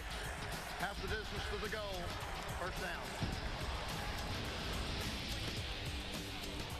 Dalton, as he is wont to do, gets to that sideline, gets right on the phone, gets some things straightened out after his Horned Frogs were forced to punt for the first time today. They had been a perfect 5 for 5. Nearly 20 first downs in the first half. Yeah. I mean, Baylor hasn't had an answer, but Baylor isn't the first defense that hasn't had an answer. With this experienced offense and a lot of weapons and a veteran quarterback, that pretty much says it all. Griffin III out of the gun, has to throw it quickly. Makes the connection there right on time for Finley. Out across the 15. That's the one area that Baylor has gotten some plays in, is that quick screen game that you referred to a while back, Joe. We just haven't seen it a whole lot. 10-yard gain. Moves the chains late in this opening half. Another wide-out screen. Lanier Sampson this time. Dropped in the process. Greg McCoy and Colin Jones were ready for that one. This will be 2nd and 6 for Coach Briles. And the animated Gary Patterson, as always, instructing his defense. Griffin on a bullseye there for Josh Gordon. The ball's loose.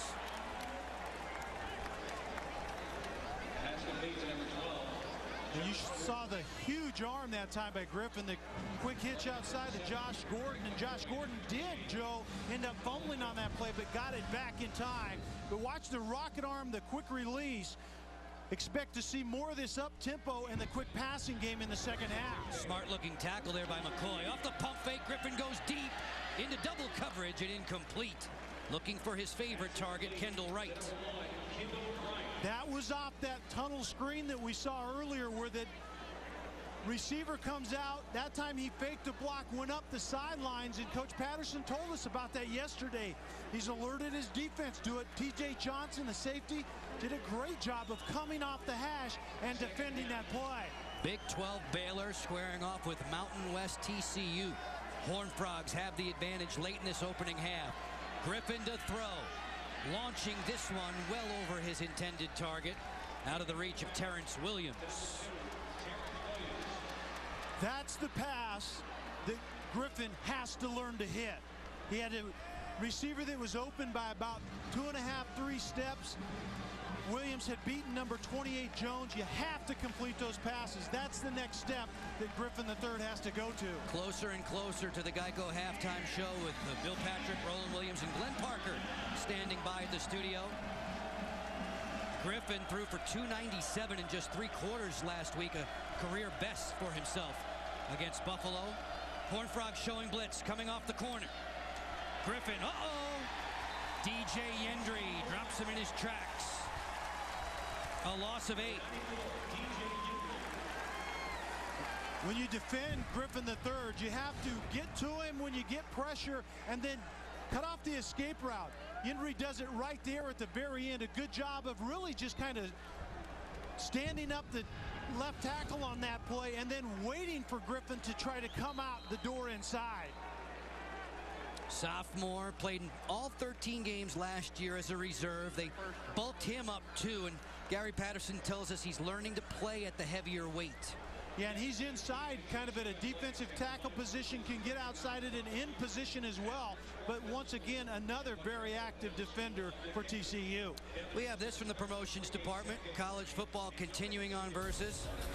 Mountain West fans, listen up. You want those high altitude battles? It's an Armed Forces classic when Navy squares off with Air Force. October 2nd, that's 2 Eastern. Then fast forward a couple weeks, and it's BYU in here to tangle with TCU.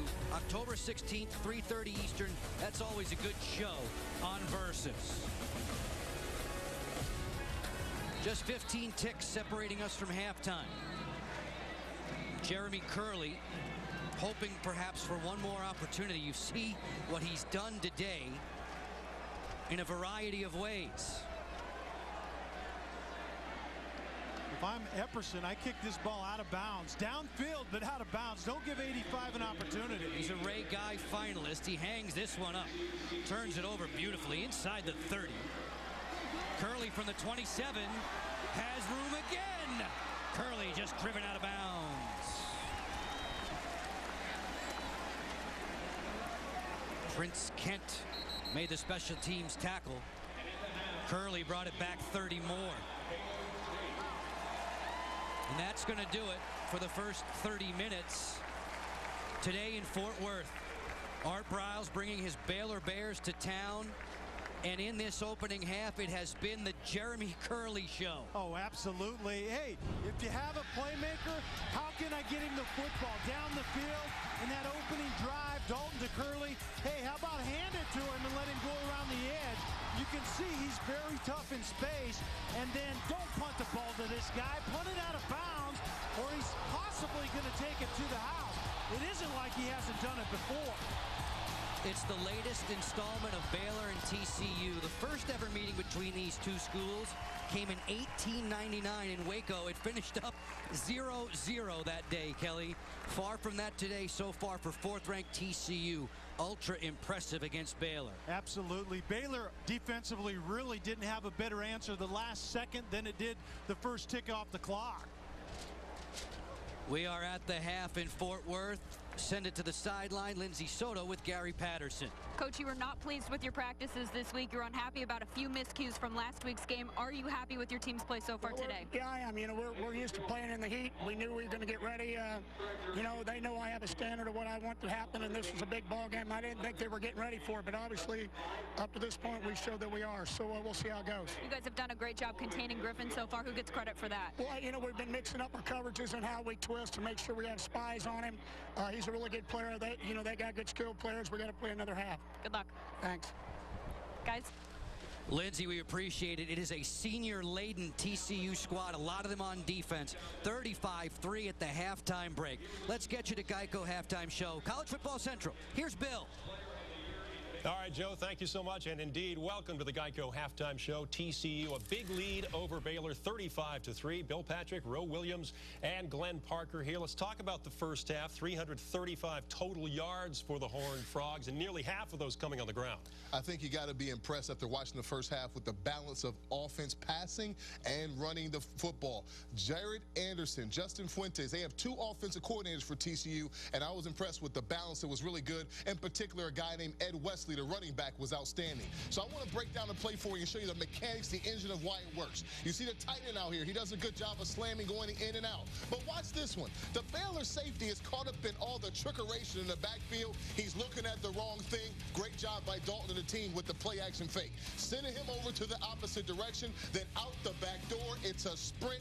My goodness, Wesley, this man has a whole lot of speed. TCU has been impressive in the passing game, but to me, it's the balance that really makes them a great team right now. You know what I see is I see speed across the board. I see speed on special teams. I see speed on offense, speed on defense, and I see great coaching. I see a coaching staff in Gary Patterson that goes out every year and just recruits speed.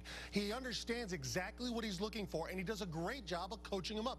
This team, I've watched them for years. Every time I see them, I'm impressed with the speed, but it's the coaching. It's not just get fast guys out there. It's put them in the right place. All right, 35-3, all TCU at the moment. Let's get to some highlights, shall we? Number 12, Arkansas taking on Georgia. Well, there's a special guy for Arkansas. His name is Ryan Big Dog Mallett. Look at him right now getting a gimme. 57 yards. Chris Gregg, busted coverage, man. Yeah, hey, it was a 3rd and 1 with a play-action pass. Got him looking, but he's not done. Ryan Mallett, this guy, he is the prototypical stand-up-and-throw guy. This is a screen pass with the fade out on the backside. They get that go route all the way out there to Ronnie Wingo, 22 yards. They're up 24-10. Georgia head coach Mark Richt not happy at all. Taking time to get his team fired up. What happens? Javaris King, 10-yard touchdown pass from Aaron Murray. There's still some fight left in those dogs. Yeah, and I want you to pay attention to the clock. Just under 4 minutes. Was Sean Ely, 3-yard touchdown run. This ties it up at 24. Did I mention to you there's a great guy named Ryan Big Dog Mallett? Again, the big play, but also Greg Childs. Nice make a man miss. 40 yards, pay dirt. Hey, this is SEC football. No one's giving up. Georgia's got a chance. 4 seconds on the clock. We're going to get a Hail Mary out of Aaron Murray right here. He is going to throw it up and give his guys a chance to come down with it. Let's watch what happens. Denied. No go. Great game. Arkansas goes and wins it 31-24. The winning touchdown coming with 15 seconds left in regulation as Arkansas moves to 3-0. Georgia falls to 1-2. Mallett, 380 yards and 3 scores. Just Arkansas's second victory over Georgia since moving to the SEC in 1991. Alabama star running back Mark Ingram has returned to the gridiron. Find out how he's fared so far today and if he's still the leading candidate for the Heisman. Stay with us. Switching to Geico really save you 15% or more on car insurance? Was Abe Lincoln honest? Does this dress make my backside look big? Perhaps it... Could switching to Geico really save you 15% or more on car insurance? Is having a snowball fight with pitching great Randy Johnson a bad idea? Yeah, I'm thinking maybe this was a bad idea. The Craftsman cordless multi-tool. The power and versatility of 6 tools packed into one. More innovation, more great values. Craftsman, trust in your hands. It's breakfast at BK. With biscuits, bowls, and platters. Have breakfast your way. The all-new BK breakfast menu. That's right, from Burger King. It's Ram truck season, and the 60-day handshake lives on. That 5-finger bond that communicates trust, honor, follow through, and follow up. It's a promise that says go ahead and buy a Ram 1500 or heavy duty without a payment for 60 days. And if it doesn't do everything you ask it to do, bring it back. Ram. Attention all homeowners. The Mortgage Help Center will help you today. Are you struggling making your mortgage payments? Do you have an adjustable rate mortgage? Do you need to lower your mortgage payments to an amount you can afford? If the answer is yes, then you need to call the Mortgage Help Center now. We may be able to cut your mortgage payment in half and help reduce your interest payment to a record low percent. Find out what we can do for you today with a free consultation. Don't worry about foreclosure anymore. Don't worry about how you will pay your bills another minute. Call the Mortgage Help Center now. Call us toll-free and we can relieve your stress with dramatically lower mortgage payments. If you call now, we may be able to cut your mortgage payment in half and help you reduce your interest payment to a record low percent. Call now for a free consultation. Call 1-800-796-5575. That's 1-800-796-5575. Don't delay. Call now at 1-800-796-5575.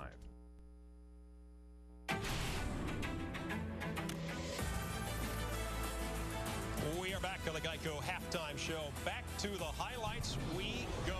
Alabama, number 1 in the country, taking on Duke. Heisman Trophy winner Mark Ingram back for the Tide after knee surgery. And back and looking awfully good. Watch him cut against the grain. His cuts look nice and crisp. Certainly enough time was spent preparing to come back and play. Nice job, Ingram. Well, he was the Heisman winner last year. You must expect some good things out of him. Give him another 17 yards with a touchdown. It's 28-0 against that vaunted Duke defense. Wow. The vaunted Duke special teams. Check this one out. Trent Richardson bobbles the ball and says, that's okay. I'm going to pick it up because right now I'm pretty darn good too. Trent Richardson, touchdown, 91 yards. To me, he's the best player on that Alabama football team. All right, Duke did play in this game. They were around. They had some offense. Austin Kelly here, 11-yard pass, finds Sean Renfree. It's 42-13. That's the first touchdown against that Alabama defense this season. Glenn, Blue Devils are people too, you know. 55-13 is the score. At the moment, Ingram, 151 rushing yards at the moment. This, by the way, the most points in a game against a BCS opponent since 1990 when they scored 59 against Vanderbilt. But the question now is, of course, this is Ingram's first game, Alabama's third game. So can Mark Ingram still be the Heisman favorite? No. He should not be the Heisman favorite here. Let me tell you why. There's guys by the name of Terrell Pryor over at Ohio State. There's some guys named Ryan Mallett at Arkansas. Kellen Moore over at Boise State. There's a whole lot of football players who played good ball already. What, do we just erase those games? The train has left, and Mr. Ingram was not on the train. He's done, and in fact, like I just said, Trent Richardson, I believe, is the best football player in that backfield. The guy's been lights out, 144 yards versus Penn State. What say you, Glenn? Well, I say you're wrong. Listen, the Heisman goes to the best football player. Doesn't go to the best football player who played in every game. It goes to the best one. And if Mark Ingram won it last year, he's in the forerun this year. They played two nobodies. They, other than, excuse me, Penn State. 144 yards. They come back out. They're playing. If he plays himself into the conversation, give him the trophy. The man can get it done. It's about being the best player, not being the best player on a winning team, best player who played them all. Has the guy sat down for two nights? Terrell Pryor put the smack down. The players who've already produced and shown they can play are the guys that are front runners. If you start a race and you start 10 seconds behind the next guy, if you finished and win. Okay, we're almost finished here because you guys are taking way too long. Oh, sorry. Texas Tech and Texas play later on today. 2 years ago, Texas Tech beat Texas. Can it happen again? Yeah. No. Yeah, no. It's not going to happen. There he goes again. Here's the deal. Texas is too good. Garrett Gilbert, excuse me, the kid came in at Alabama last year in the national championship game when Colt McCoy went down and almost led them to a comeback in his first game in that uniform, basically. This kid has got it all. He's mobile. He's big. He's got an arm. He's smart.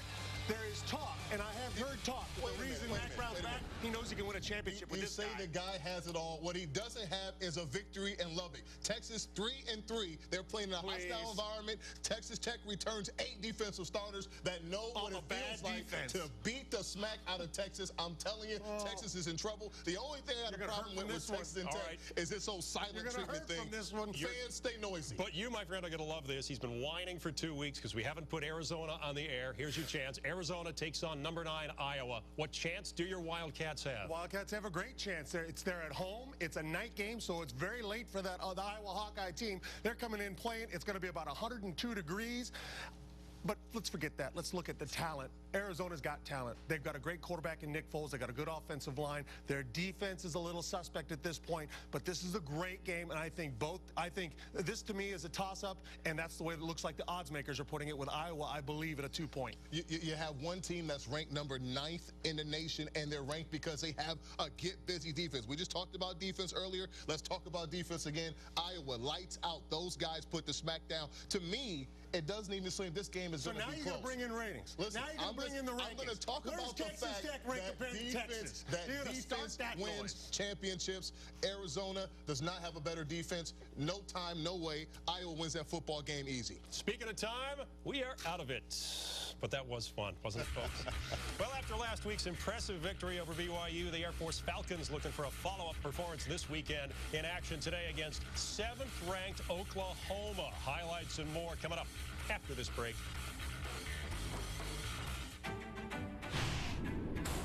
You're watching the Geico Halftime Show on Versus, brought to you by Geico. 15 minutes could save you 15% or more on car insurance. Call Geico at 1-800-947-AUTO or visit geico.com.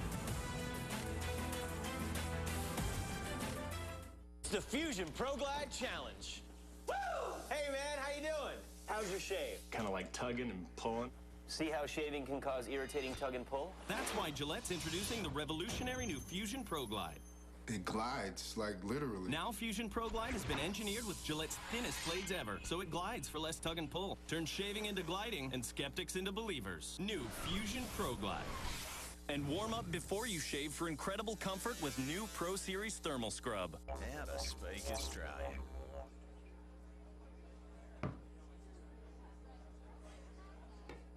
Long-distance relationship. Beer. Foster's Australian for beer. Anything Mayo can do, we can do Boulder. The choice is yours. Are you up for some sandwich kick and flavor? Are you Miracle Whip?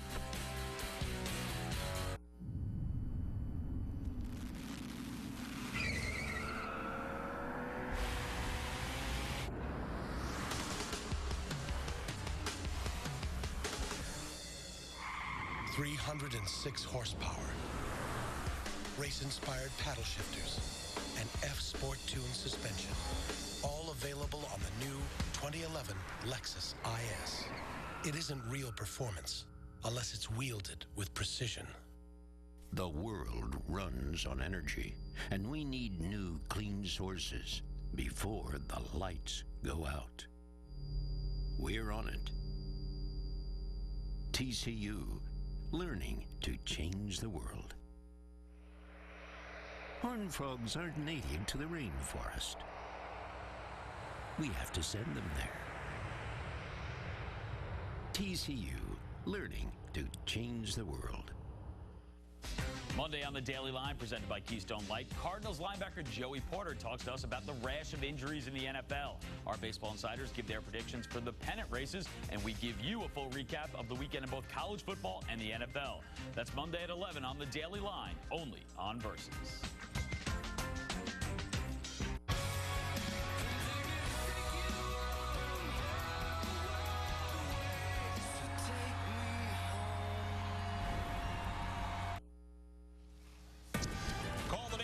Kids, 2 weeks from today, it's the annual duel between Navy and Air Force. Can the Falcons finally end their losing streak against the midshipmen?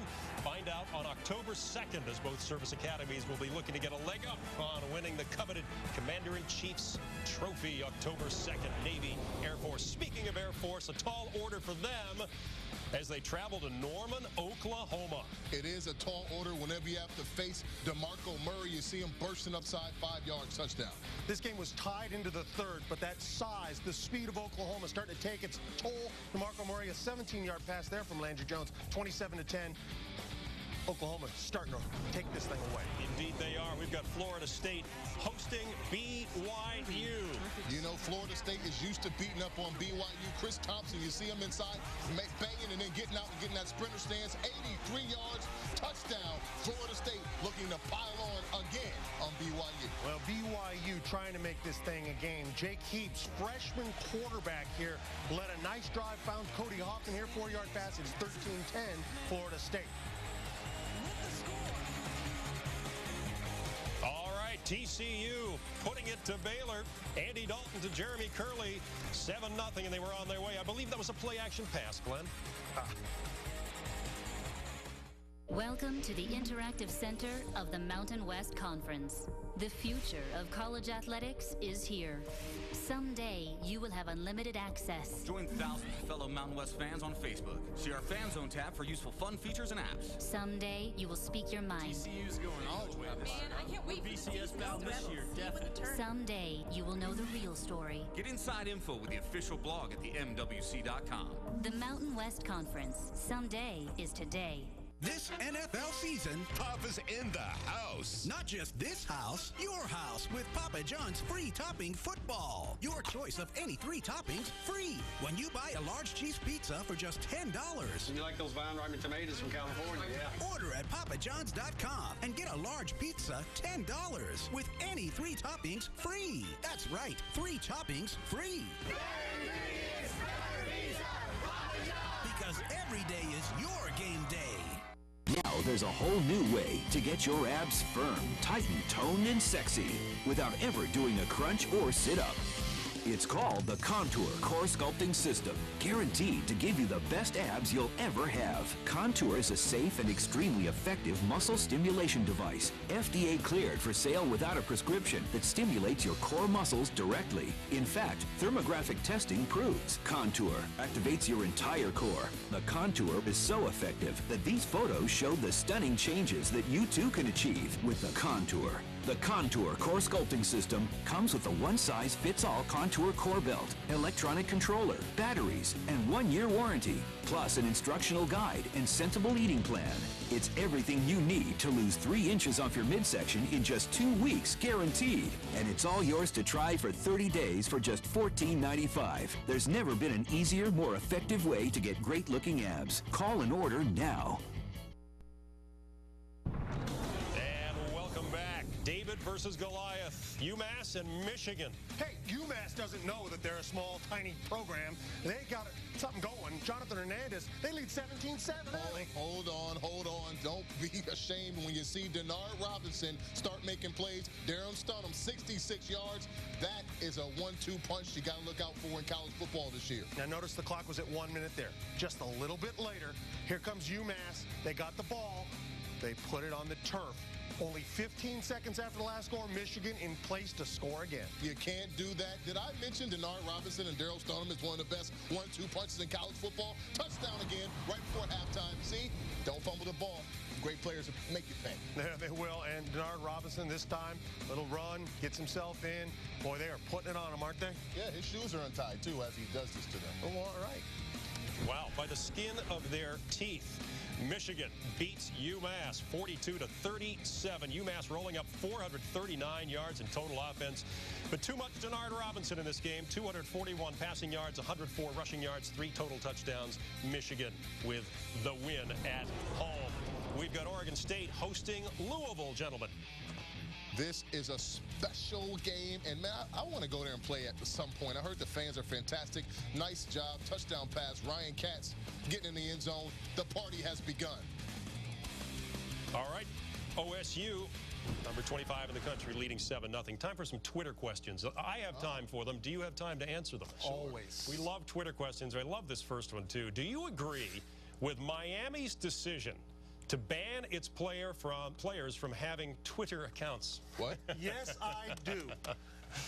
Only bad can come from college kids being able to tweet about what's going on in the locker room and with the team. I want one voice. I want one voice coming out of my locker room. That's the way it works. Okay, this is too much control and regulation on college football. They're supposed to be young men growing to be men. We're actually going to tell them what they can wear, what they should eat in their meals. How long can they talk on their cell phone? This is preposterous. You can't take away someone's right. They can twit and Twitterati and all that stuff. They can do it all they want. Just tell them to watch what they say. That's it. Watch what they say, not control them and make them be in a little box. 18 to 22-year-old kids are the dumbest human beings in the planet. No. Weren't you having freedoms when you were 18 to 22? I got to get me a computer. This sounds like fun. All right, we'll take another break right now. TCU 35-3 over the Baylor Bears, and they're doing it on the ground. They're doing it in the air. Special teams, you name it. It's all Horned Frogs at the moment.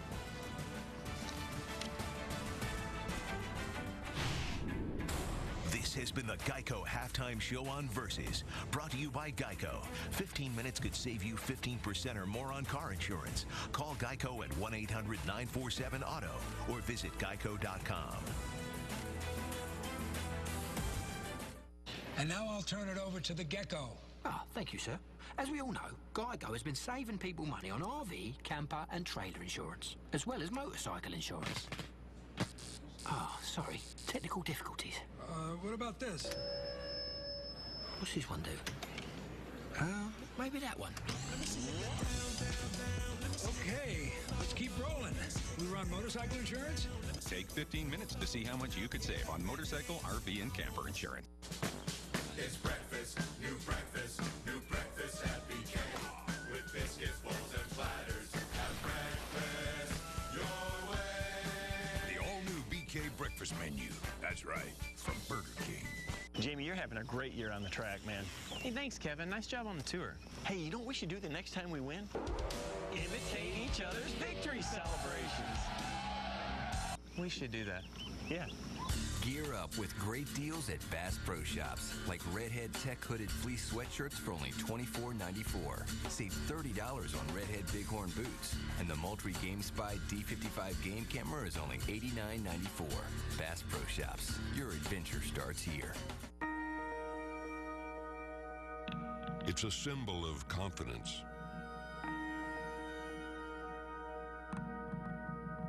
honor,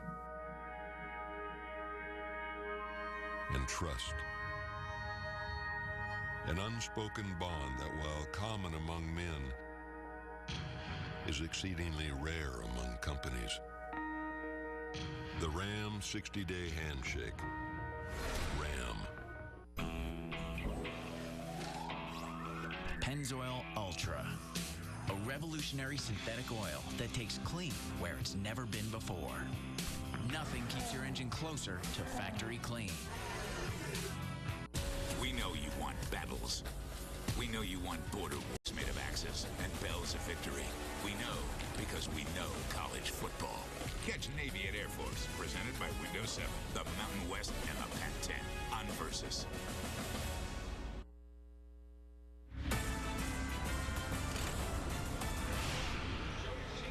Amon G. Carter Stadium in Fort Worth, Texas. Horned Frog fans treated to a wonderful first half by TCU. Fourth ranked in the land, 35-3 on top over Baylor. Joe Beninati and Kelly Stoffer with you at the break. And Kelly, before we start this third quarter, we heard the guys at the studio mention it. Care to weigh in now just how efficient TCU was on offense? Oh, incredibly efficient. I mean, Baylor had no answers whatsoever. Run game, pass game. Andy Dalton's only misfire was a bad decision on his own.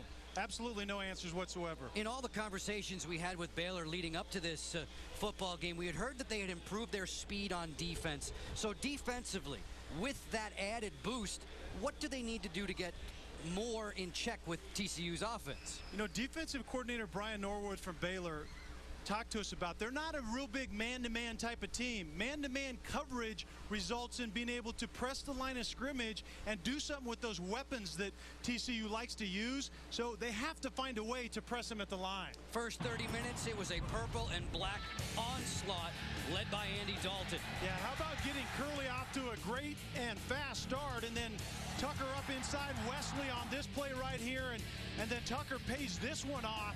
But it was efficiency, early drives, and then Shivers gets this next one in the end zone. But Andy Dalton, the trigger puller, sets him up. And then defensively, too much inside. Griffin on this play, a lot of other guys, a lot of purple hats around the football, and Griffin just simply could not get on track. As advertised, TCU with a lot of weapons on both sides of the football, and the first half numbers obviously are going to convey a 35-3 lead for the Horned Frogs. Yeah, and you start with the rush yards for TCU. They establish the run, and then Dalton is efficient in the passing game. All the big plays came by TCU in multiple ways in that first half, Joe. Third quarter set to begin. Terrence Williams is back deep for the Bears. They'll start things with the football in this third quarter. Not going very far. There's a touchback. Baylor, a team which has put up 2 wins already. Decisive victories over Sam Houston State and Buffalo. Hadn't allowed a touchdown prior to today. In the first half numbers between quarterbacks, Andy Dalton with the thumbs up over Robert Griffin III. And Robert Griffin suffered from not having a lot of separation down the field in his receiving core. And then anything they tried to get going down the field, TCU got after him with pressure. Jay Finley is with Griffin III in the backfield. Kayron Johnson in short motion. Third quarter underway in Fort Worth. Griffin keeps. Throws a stiff arm out, gets to the 25. Tank Carter will get credit for the tackle. It's a gain of 5 for Griffin. We told you in the first half, the only quarterback ever at Baylor to go over 1,000 yards in rushing. And they have to use his feet, but don't forget about the passing game. TCU is very good up front, and right now, they are rushing Griffin in a way. They're not letting him get loose on the ground. Read option. Griffin stacked up. Tank Carter stiffening along with Corey Grant. Give him a gain of 1. And Joe, that's the thing right now for TCU. What's happening is you called Grant's name right there, and you have Griffin, those 2 inside guys. The 1 technique, nose guarding Griffin, and the 3 technique just plays over guarding Grant. They're not allowing Baylor's offensive linemen to get to those defenders, Tank Carter and Brock, on that second level. Last thing Art Briles wants is a 3 and out to start the 3rd quarter, so he'll take the timeout. Baylor, first charge team timeout. Folks, next Saturday on the Mountain, listen up, it's a huge triple header of Mountain West football. Noon Mountain Time, Air Force flies into Laramie. They'll square off with Wyoming. At 4, BYU playing host to Nevada. And then at 8, New Mexico and UNLV. It's a duel in the desert. All starts Saturday at noon, only on the Mountain in HD, where the West is won.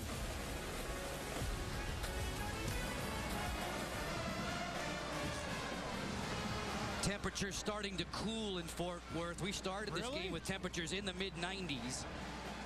I was going to remind you, if you look over here and I'm not here, it's because I've melted and I'm a puddle on the floor. That makes 2 of us. Griffin trying to keep his cool now on 3rd and 4.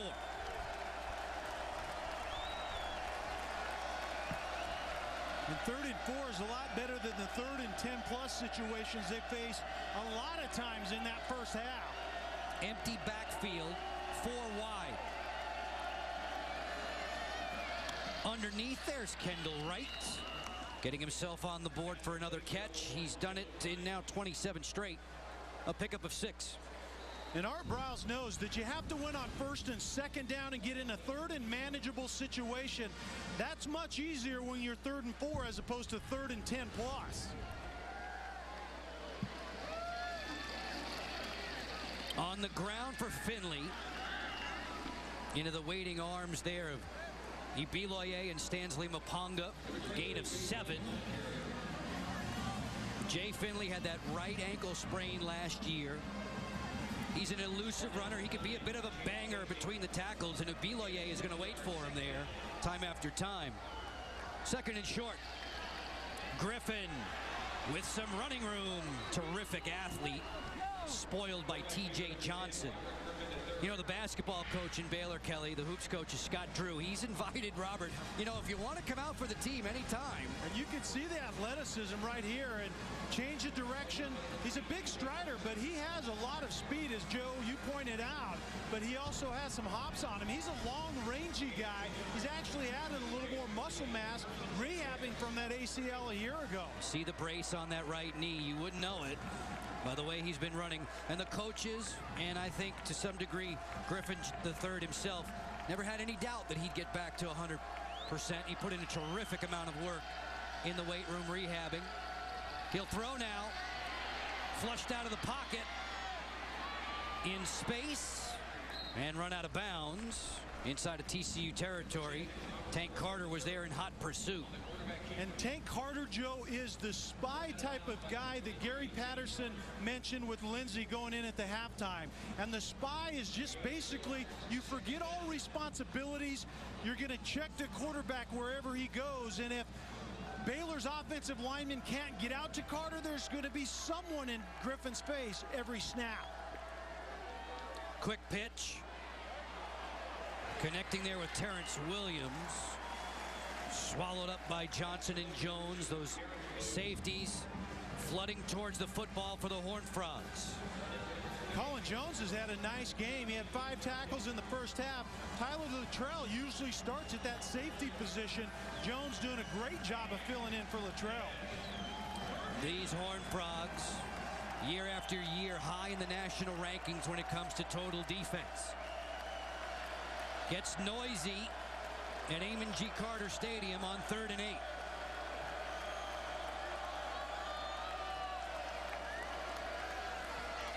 Quick pass for the tight end off the hip of Brad Taylor, incomplete. And that's the type of play that Griffin has to make, and the throw is a little bit behind Taylor.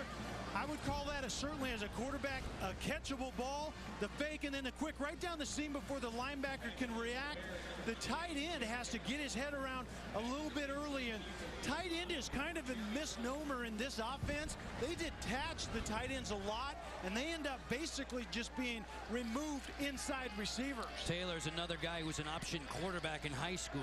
Epperson boots this one towards Curley. He waves fair catch and makes it just outside the 10-yard line for TCU after a 39-yard boot. 35-3. Those in purple very pleased in Fort Worth.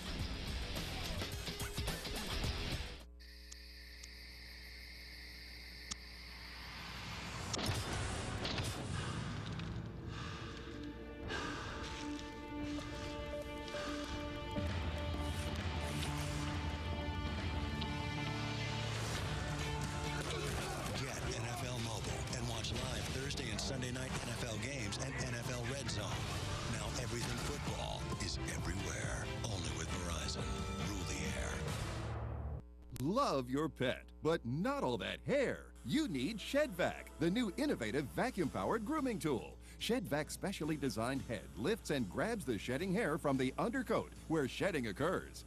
Other de-shedding devices leave hair everywhere. But ShedVac's Ultra Comfort bristles massage your pet while vacuuming up shedding hair. The clear container lets you know when you're done. Then simply flip the bottom cap open and turn on to empty. ShedVac's a must for cats, too. It's even great for quick fixes along molding. Makes the perfect hair and lint remover, too. Order your ShedVac for only $19.95. But wait, call now and we'll send you a second ShedVac. Ideal for touch-ups on upholstery, indoors or out. Yours free. Just pay processing and handling. So don't delay. Order ShedVac now. To order ShedVac, call 1-800-886-0321. Call now and get 2 ShedVacs for only $19.95. Call 1-800-886-0321. That's 1-800-886-0321. In beautiful Fort Worth, Texas today, TCU, founded in 1873, and TCU actually used to be in Waco, but we'll get into that maybe a little bit later. On a beautiful campus that is ever improving. Gary Patterson points out to new recreation centers and academic centers, and new dorms. He says that the football program's on the front porch, so to say, with all the improvements. But athletic department wide, they are picking up the pace. The quick throw and a heavy hit. Curley is hammered. Antonio Johnson all fired up. Antonio Johnson is that speed guy, used to be a safety from his outside linebacking position, and this is what, listen to this. That's what those outside defenders have to do against those inside space guys. Curley leading the charge. You have to get on them quickly. Johnson and Tim Atchison finally getting to sink their teeth into one of the Horned Frogs. TCU was devastating in the opening half. Ed Wesley was one of the reasons why. Shook loose from one tackler there, got it across the 15. Wesley over 100 yards for the third time in his career. And Joe, we talked about what is Art Briles going to tell his team at halftime, down 35-3. You tell them to come out and play extremely hard. We have to have something to hang our hat on, and you see that out of the defense on those first 2 snaps. But regardless of how good first and second down have been, this is the down that they have to win. Andy Dalton got the best of them in that first half. 3rd down and 5. Baylor rushes 3. Dalton puts it on the money out there for Josh Boyce, who had a couple of big catches last week. Romy Blaylock making the defensive play. Andy Dalton back in 07 made his collegiate debut against the Bears. 1-yard TD pass, and you're already seeing the same things, and then he hits Dickerson on the 14-yard pass. Very good, very efficient and accurate back there as well. TCU prevailing 27-zip. Baylor had won its last 3 visits to Fort Worth, and Andy Dalton all over the record books for this institution. Tucker lowering the shoulder, then dropped by Byron Landor. Back to College Football Central now to visit with Bill Patrick. Thank you, Joseph. Foster's game break. We've got Louisville and Oregon State doing battle. Jaquiz Rogers right up the gut, 13 yards. Touchdown, and the Beavers lead it 14-7 as we send you back to Fort Worth.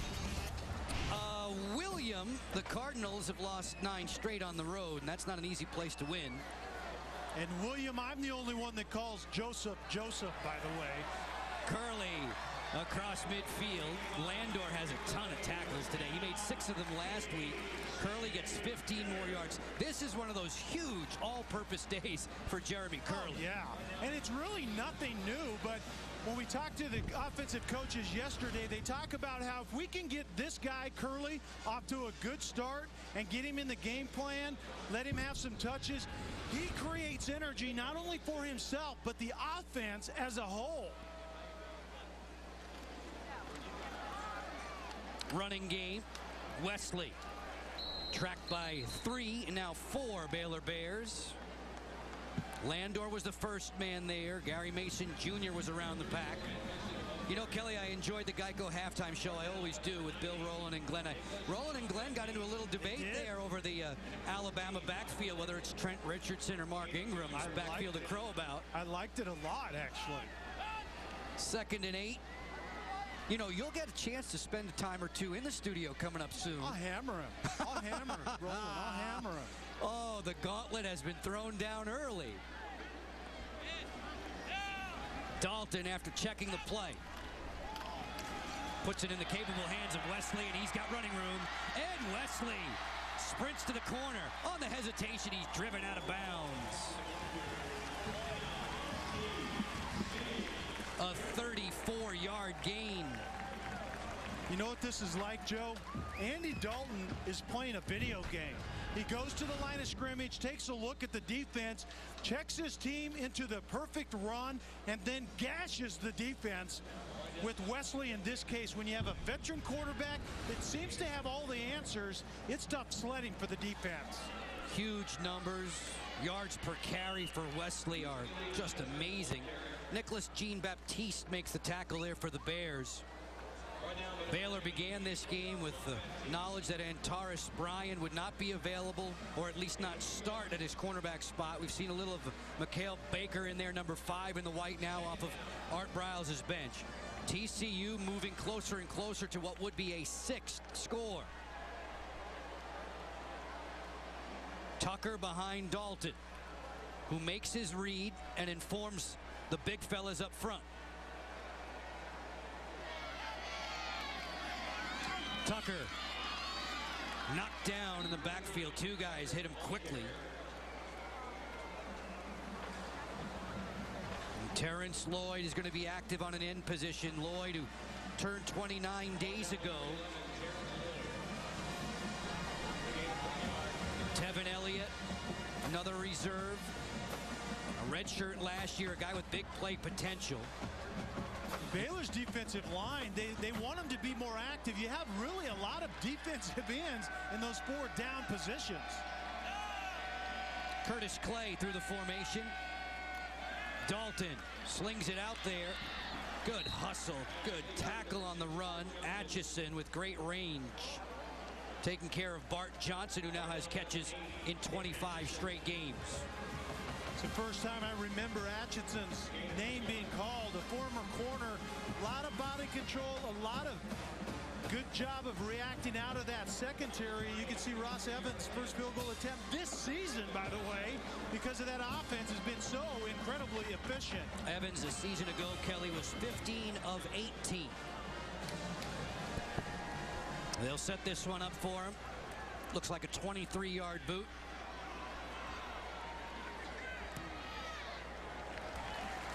On the way and true.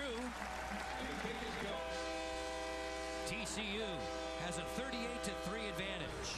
We'll get you back to Amon G. Carter Stadium in a moment. The coach toweling off at Fort Worth.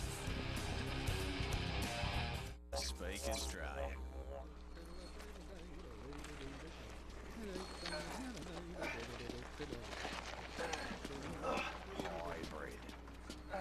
Beer. Foster's Australian for beer. Polaris is having a factory-authorized clearance, which means you can get financing as low as 3.99% and up to $1,200 in rebates on vehicles like the Ranger Razor or the Sportsman XP or the Ranger XP. That's financing as low as 3.99% and up to $1,200 in rebates. Hey, it's all about the deal. That's all you need to know, right? All deal, no hype. The Polaris factory-authorized clearance. Going on now. Down by 7. Final play for the only thing that would make this any better is overtime. They'll need a miracle to win this football game. Harris slot right, drops back. Hines takes the pass at the 30. With the seam. Wow! Can you believe it? One man to beat. We're headed to overtime. Buffalo Wild Wings. You have to be here. Field goal for the win. Anything Mayo can do, we can do Boulder. The choice is yours. Are you up for some sandwich kick and flavor? Are you Miracle Whip? A whole lot to cheer about for TCU today. 38-3 leaders. College football on Versus, presented by Windows 7. Tonight, they host just one race a year. It's the Izod IndyCar Series, making its annual stop at Japan's exclusive twin ring Motegi. 2 races left, tight point standings, could be the most pivotal race yet. Will Power, Dario Franchitti, Scott Dixon all battling out. Indy Japan 300 tonight, 11 Eastern on Versus. Can you say Motegi again? Motegi. I like that. I like that a lot. Terrence Williams repositions back at near the goal line. Kelly. Sharples will hit it. This TCU squad has won 15 straight in Fort Worth. Although they're one up in the Mountain West in that department, Utah has set a conference record home winning streak of 19 straight at Rice-Eccles. Terrence Williams skipping by one defender and into a major league bear hug. Lindsay Soto has word on an injured down lineman for Baylor. Yeah, Baylor will be playing the rest of the game without defensive tackle Tracy Robertson. He is on the sideline without pads, limping pretty badly with his left knee wrapped heavily. It is a knee strain. He will not return. One more frustrating thing for the Baylor Bears in a frustrating game so far. Quite frankly, that sideline seems frustrated. No one's really talking to one another. They're pretty much keeping to themselves. Yeah, you can understand why they would be subdued. They came in with high hopes, expecting an emotional clash with an in-state rival, and TCU took it to him right away. Finley dropped after a short gain of 2. Tanner Brock adding to his tackle total. Had a fumble recovery last week, a half a sack. He's going to be all over the statistical charts when the game ends. And remember Darryl Washington from last season. Now it's Tanner Brock's turn. He's doing a very good job thus far. 2nd and 8. Griffin throws it out there, and too long for Lanier Sampson, one of their leaders in the receiving corps. We've talked, Joe, about Griffin's pass ability. He has a big arm, but it needs to become more accurate. I mean, that's a ball, if you just put it on the back shoulder of your receiver, the defender's not watching, the receiver is, he turns and makes that play, but instead, Griffin airmails it out of bounds. They're hoping he'll get more accurate as the rust comes off. He missed the 9 games last year after the knee injury. TCU coming on the blitz. He slips away from it beautifully. Turns on the afterburners. Steps out of bounds at the 36. Give him 9 there. Daniels ushered him away. And Joe, you can get a sense of what Griffin brings to the table. TCU brings pressure. You don't get to him, and so then he can make you pay for it. But this is only a good payoff if he's accurate throwing the football as a good weapon for Art Briles to use as well. Coach Briles wants to go 5 wide now on 1st and 10. Time's a-wasting in the 3rd quarter. A sliver over 4 minutes to go in it. Robert Griffin III, born in Japan. Sets. Scampers loose. And then throws one in tight quarters there on the sideline. Good tiptoe by Terrence Williams. He stepped inside of Jason Teague. Off to College Football Central we go. Bill Patrick.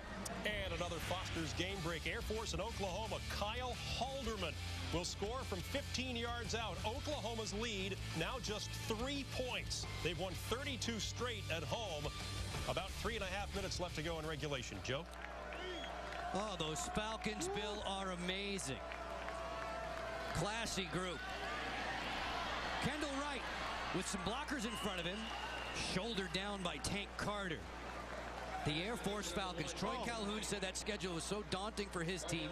They go into Sooner Land, and they are giving Oklahoma all they can handle. It's daunting for those playing that offense right now. They were hitting on all cylinders when we were in there a week ago. It sounds like the same thing today. On 1st and 10, Griffin going long. Deep down the sideline. Yes, sir! Touchdown! Josh Gordon. 53-yard bomb.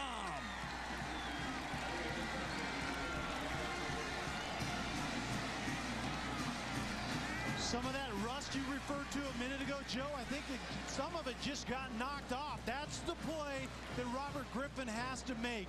When I have an open receiver down the field, I have to put it on him. Great job that time hooking up on that play. Robert Griffin was involved in 4 TDs last week, 2 through the air, 2 on the ground via those fast feet. Aaron Jones puts his foot into the extra point. It's now 38-10 in Fort Worth. Robert Griffin with time to throw and launching this one deep. Josh Gordon, the 19-year-old, steps into pay dirt. Up-and-coming open-wheel drivers now have a defined career path that leads them directly to the IZOD IndyCar Series. The road to Indy provides drivers, teams, and sponsors an opportunity to gain valuable experience on and off the track, all with a clear-cut path of progression through 3 development series: the USF 2000 National Championship, the Star Mazda Championship, and Firestone Indy Lights, where drivers compete on the same tracks and venues as the IZOD IndyCar Series.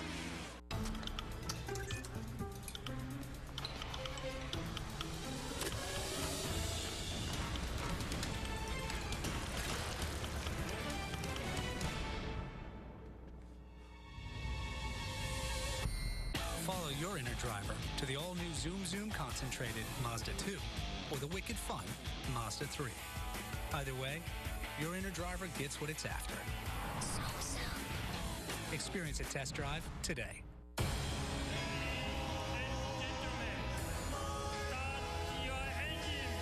Command has been given. Here we go. There's a course in Japan that only opens its gates for 1 race a year. Dixon rolls into victory lane. The IZOD IndyCar Series travels to the Far East, where the one obstacle between the field and the finish line is willpower. The IZOD IndyCar Series from Japan on Versus.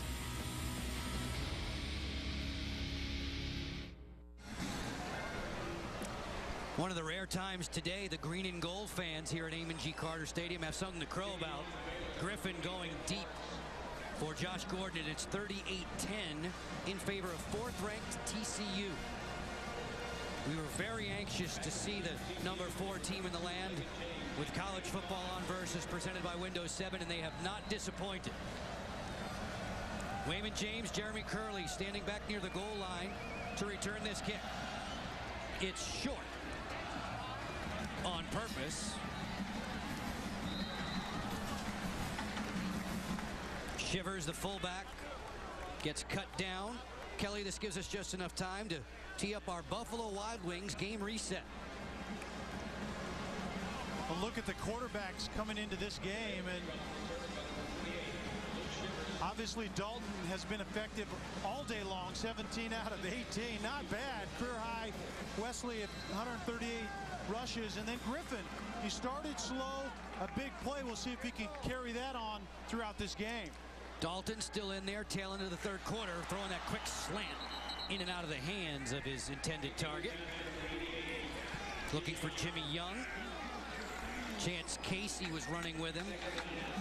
Dalton, number 1 at TCU in wins, completions, and passing yardage. Before he's done, he's going to own the record book. Oh, without a doubt. And he does a lot of things well, but the thing I like probably more than anything is what he talked about, the ability to manage this entire offense, a lot of it at the line of scrimmage. Keeps it here on the zone read. Snapped down to the earth by Chris Francis. Give the TCU quarterback 4. Let's check in quickly with Lindsay Soto. Guys, TCU inducted 5 former athletes into the school's Hall of Fame at halftime, including LPGA star Angela Stanford, who was a 4-time All-American here, graduated in 2000. How did TCU help prepare you for the career you have now on the LPGA? Well, we had an amazing coach who's still here, Coach Angie, and you know the facilities we have here, unbelievable. And you play Colonial, Shady Oaks, and so many other great golf courses in town. Hard to pass up. What have your observations been about the changes in this athletic department, the school in general, in the last few years?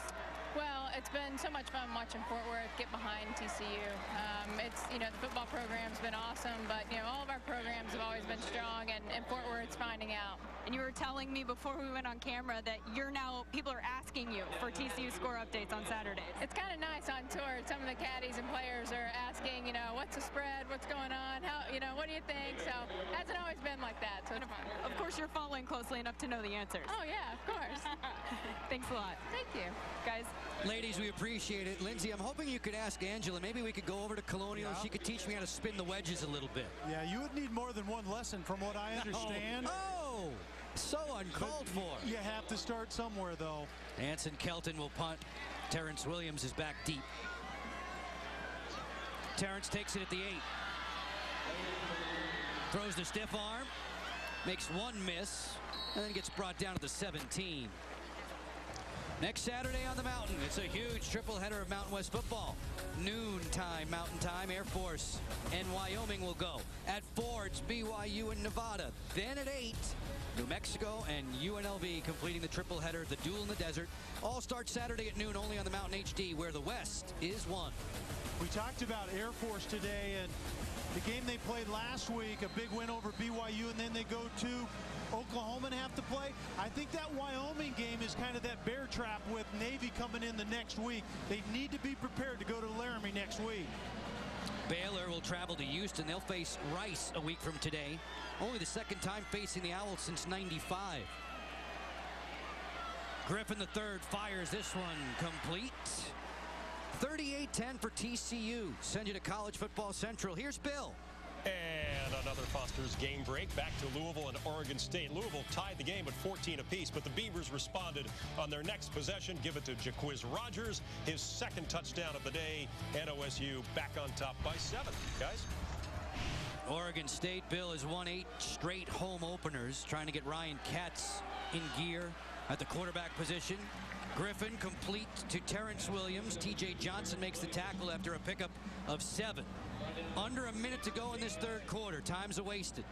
And Terrence Williams is smarting a bit. Baylor doing a very good job in this half of getting their guys out into open spaces. Get Griffin on the move a little bit in that pocket. Change the launch point and let that big arm take over. He's throwing the ball much more accurately in this second half. Keeps it on the ground for Finley. Bounced down to the turf, shy of the 30-yard line. Stanley Maponga, they say the future is very bright for him off the rush end. He made the tackle. Maponga plays opposite of Wayne Daniels. Remember what TCU had on their defensive line last year. They had Jerry Hughes at one end, Daniels on the other. Now Daniels is that guy who's getting pressure. Maponga or somebody else has to hold up on the opposite end. Clarence Leach is out injured, so that's giving guys like Matt Anderson and Braylon Broughton more reps. You'll see them, I'm sure, in the 4th. We are done with 3. 38-10, TCU has been running all over the Baylor Bears. But in the third quarter, Baylor gets one back. Griffin to Gordon in a flash. It's breakfast at BK. With biscuits, bowls, and platters. Have breakfast your way. The all-new BK breakfast menu. That's right, from Burger King. We just tested Quaker State motor oil that had driven thousands of miles in New York City taxis. And that used Quaker State still passed these critical tests for brand new oil, even when it's ready to be replaced. Quaker State, real, durable oil. It's Ram truck season. And the 60-day handshake lives on. That 5-finger bond that communicates trust, honor, follow through, and follow up. It's a promise that says go ahead and buy a Ram 1500 or heavy duty without a payment for 60 days. And if it doesn't do everything you ask it to do, bring it back. Ram. The players are ready. The coaches are ready. Are you ready? The UFL returns next Saturday night at 11 on Versus. Imagine if you could keep your engine as close as possible to factory clean. Pennzoil Ultra. A revolutionary synthetic oil that takes clean where it's never been before. Nothing feels like a factory clean engine. And nothing keeps you closer to factory clean than Pennzoil Ultra Motor Oil. Do you love to draw? Have you always wanted to get more out of your artistic ability? Art Instruction Schools has been training artists since 1914. Their certified art instructors provide personalized one-on-one guidance and support. You'll learn at your own pace in your own home. So if you'd like to become a better artist, take the first step. Follow your passion with Art Instruction Schools. Call this number for your art test. There's no obligation.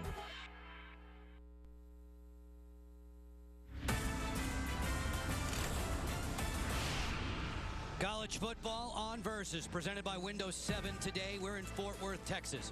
On campus here at Amon G. Carter Stadium, the home of the TCU Horned Frogs, 4th best in the land. Putting that ranking on the line against an in-state rival. Divvy this one up into thirds, and it's all TCU. You're exactly right, and I think Baylor has shown up better in this second half. TCU playing a little bit more conservatively, offensively and defensively, but Griffin has had a much better second half. Sets his feet, now skips away from pressure and zips one out of the reach of Josh Gordon.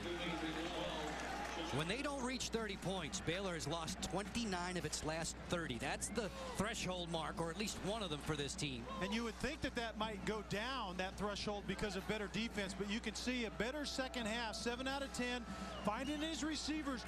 Griffin is going to be on the move a lot because that's just kind of his skill set. Art Briles knows that, but you have to throw the ball accurately on the move as well. Back in his freshman year, he set a school record being involved in 28 different touchdowns. Robert Griffin III to throw. Connecting with Gordon. Into the arms of Jason Teague, a senior from Carthage, Texas. A gain of 6. Joe, the game plan coming in for Baylor was this offensively.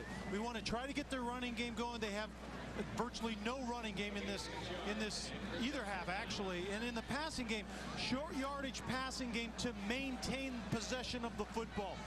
Griffin wasn't accurate enough in that first half. Curley sets himself ready for this punt return. Derek Epperson to hit it. Along with Kelly Stoffer and Lindsey Soto, I'm Joe Beninati. TCU in control of this one, 38-10. Curley settles under the fair catch.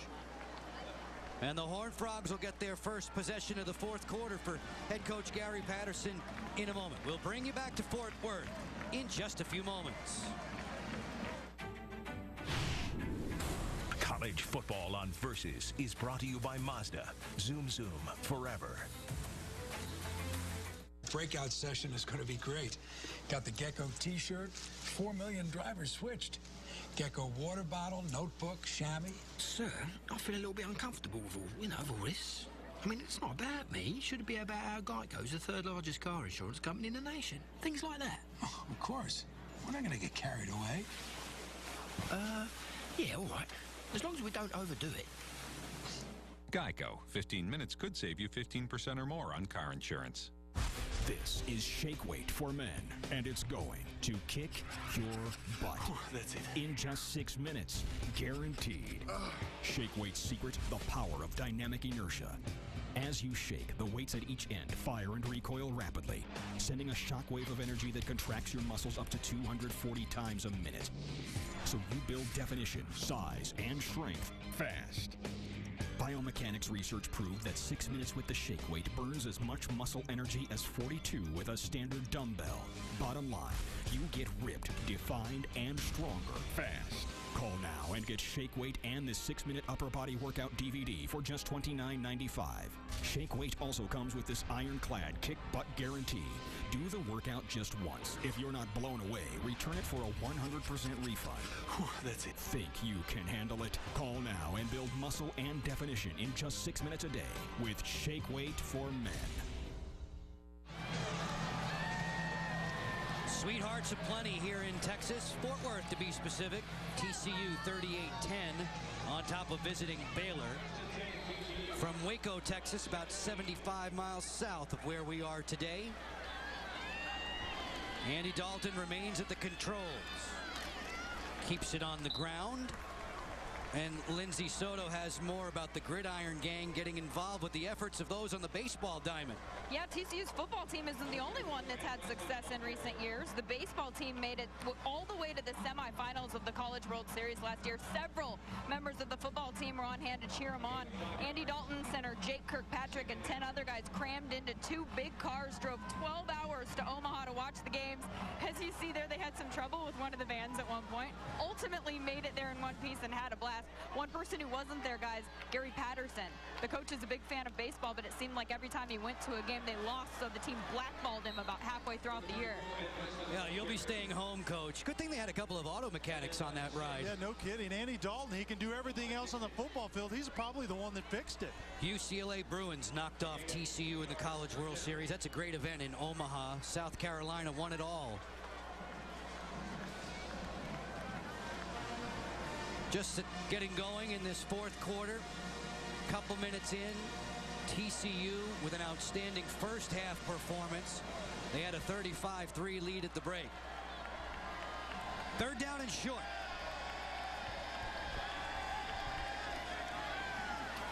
On the give. Curley out to the 44.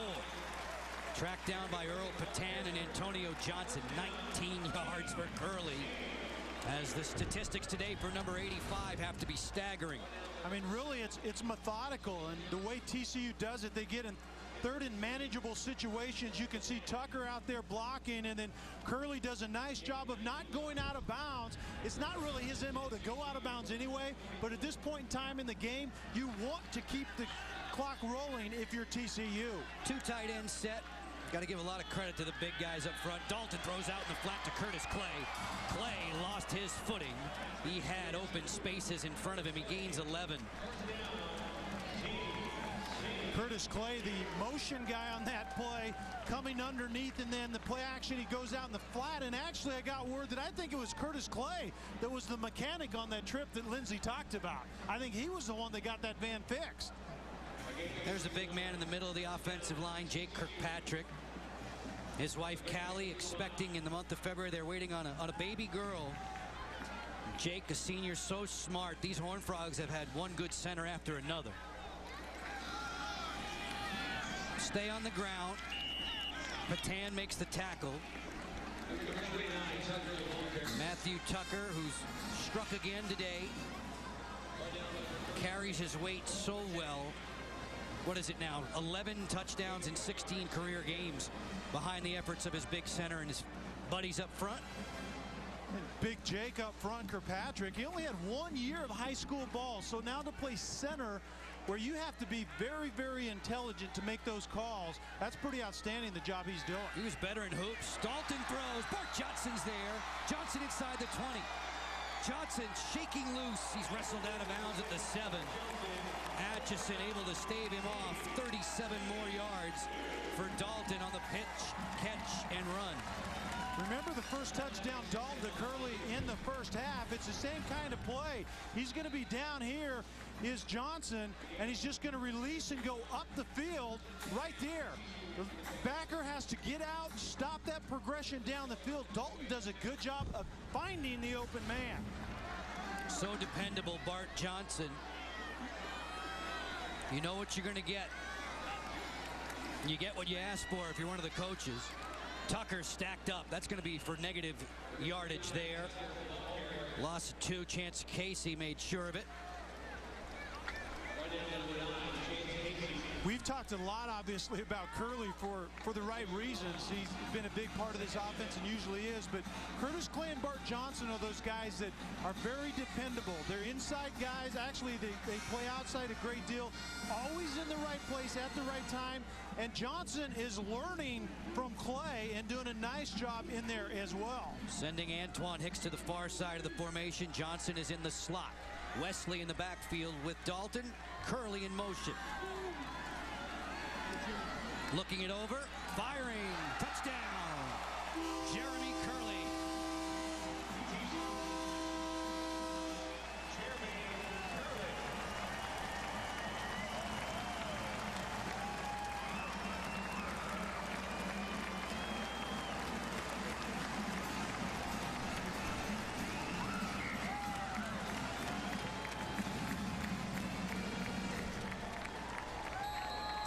Ross Evans on for the extra point try. Another TD catch for Curley. This one 9 yards in total.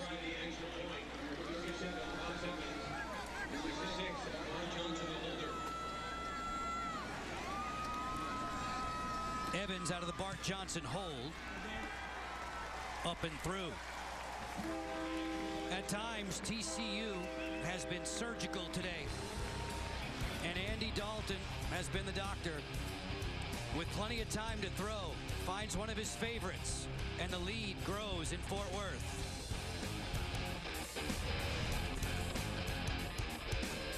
Harris is having a factory authorized clearance, which means you can get financing as low as 3.99% and up to $1,200 in rebates on vehicles like the Ranger Razor or the Sportsman XP or the Ranger XP. That's financing as low as 3.99% and up to $1,200 in rebates. Hey, it's all about the deal. That's all you need to know, right? All deal, no hype. The Polaris factory authorized clearance. Going on now. Jamie, you're having a great year on the track, man. Hey, thanks, Kevin. Nice job on the tour. Hey, you know what we should do the next time we win? Imitate each other's victory celebrations. We should do that. Yeah. Gear up with great deals at Bass Pro Shops, like Redhead Tech Hooded Fleece Sweatshirts for only $24.94. Save $30 on Redhead Bighorn Boots, and the Moultrie GameSpy D55 game camera is only $89.94. Bass Pro Shops, your adventure starts here.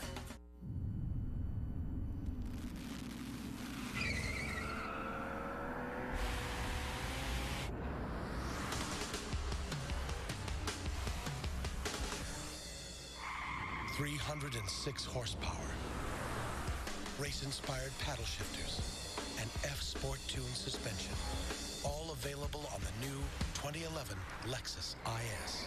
It isn't real performance unless it's wielded with precision. Here in TCU, it's been go, go, go. They've come and went. The Horned Frogs 45-10 over the Baylor Bears.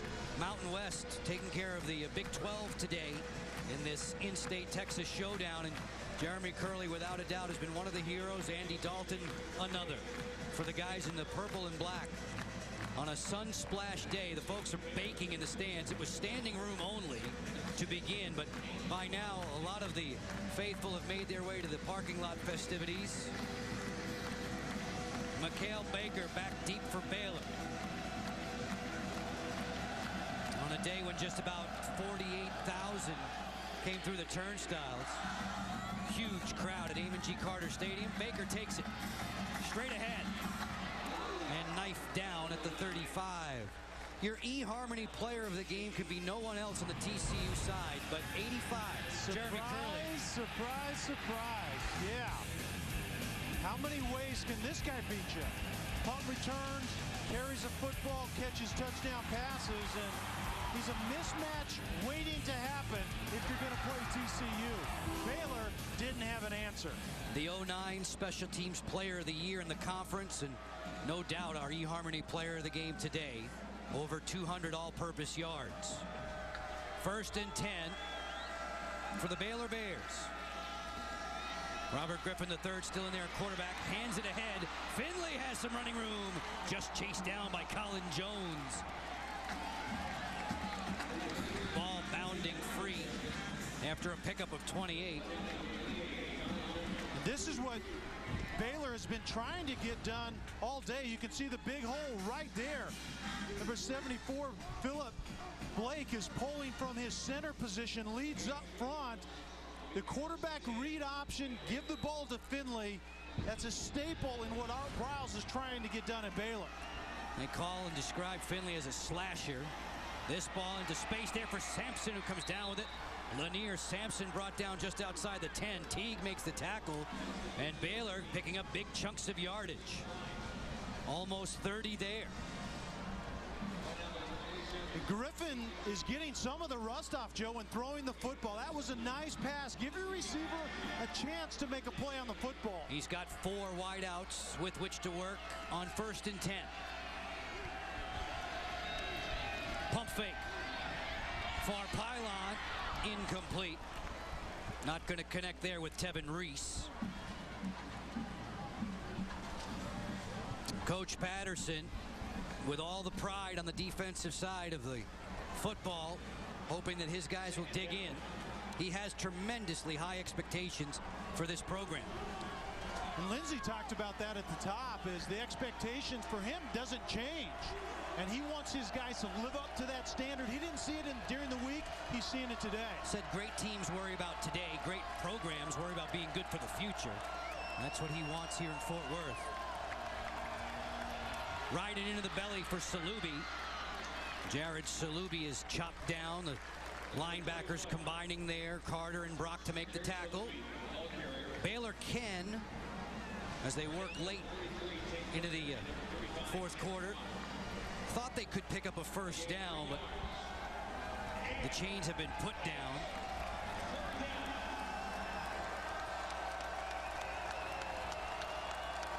Substitutions coming on for the Bears. An empty backfield with Robert Griffin.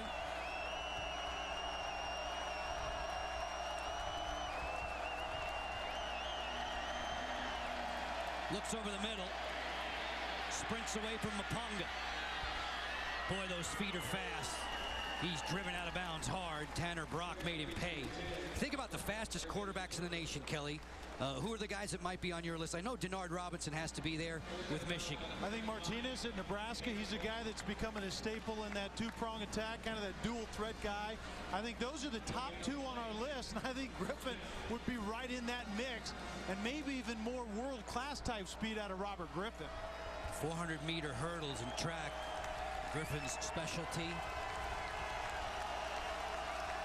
Just over 8 minutes left in the 4th. TCU faithful still in full throat. Griffin sandwiched in the backfield.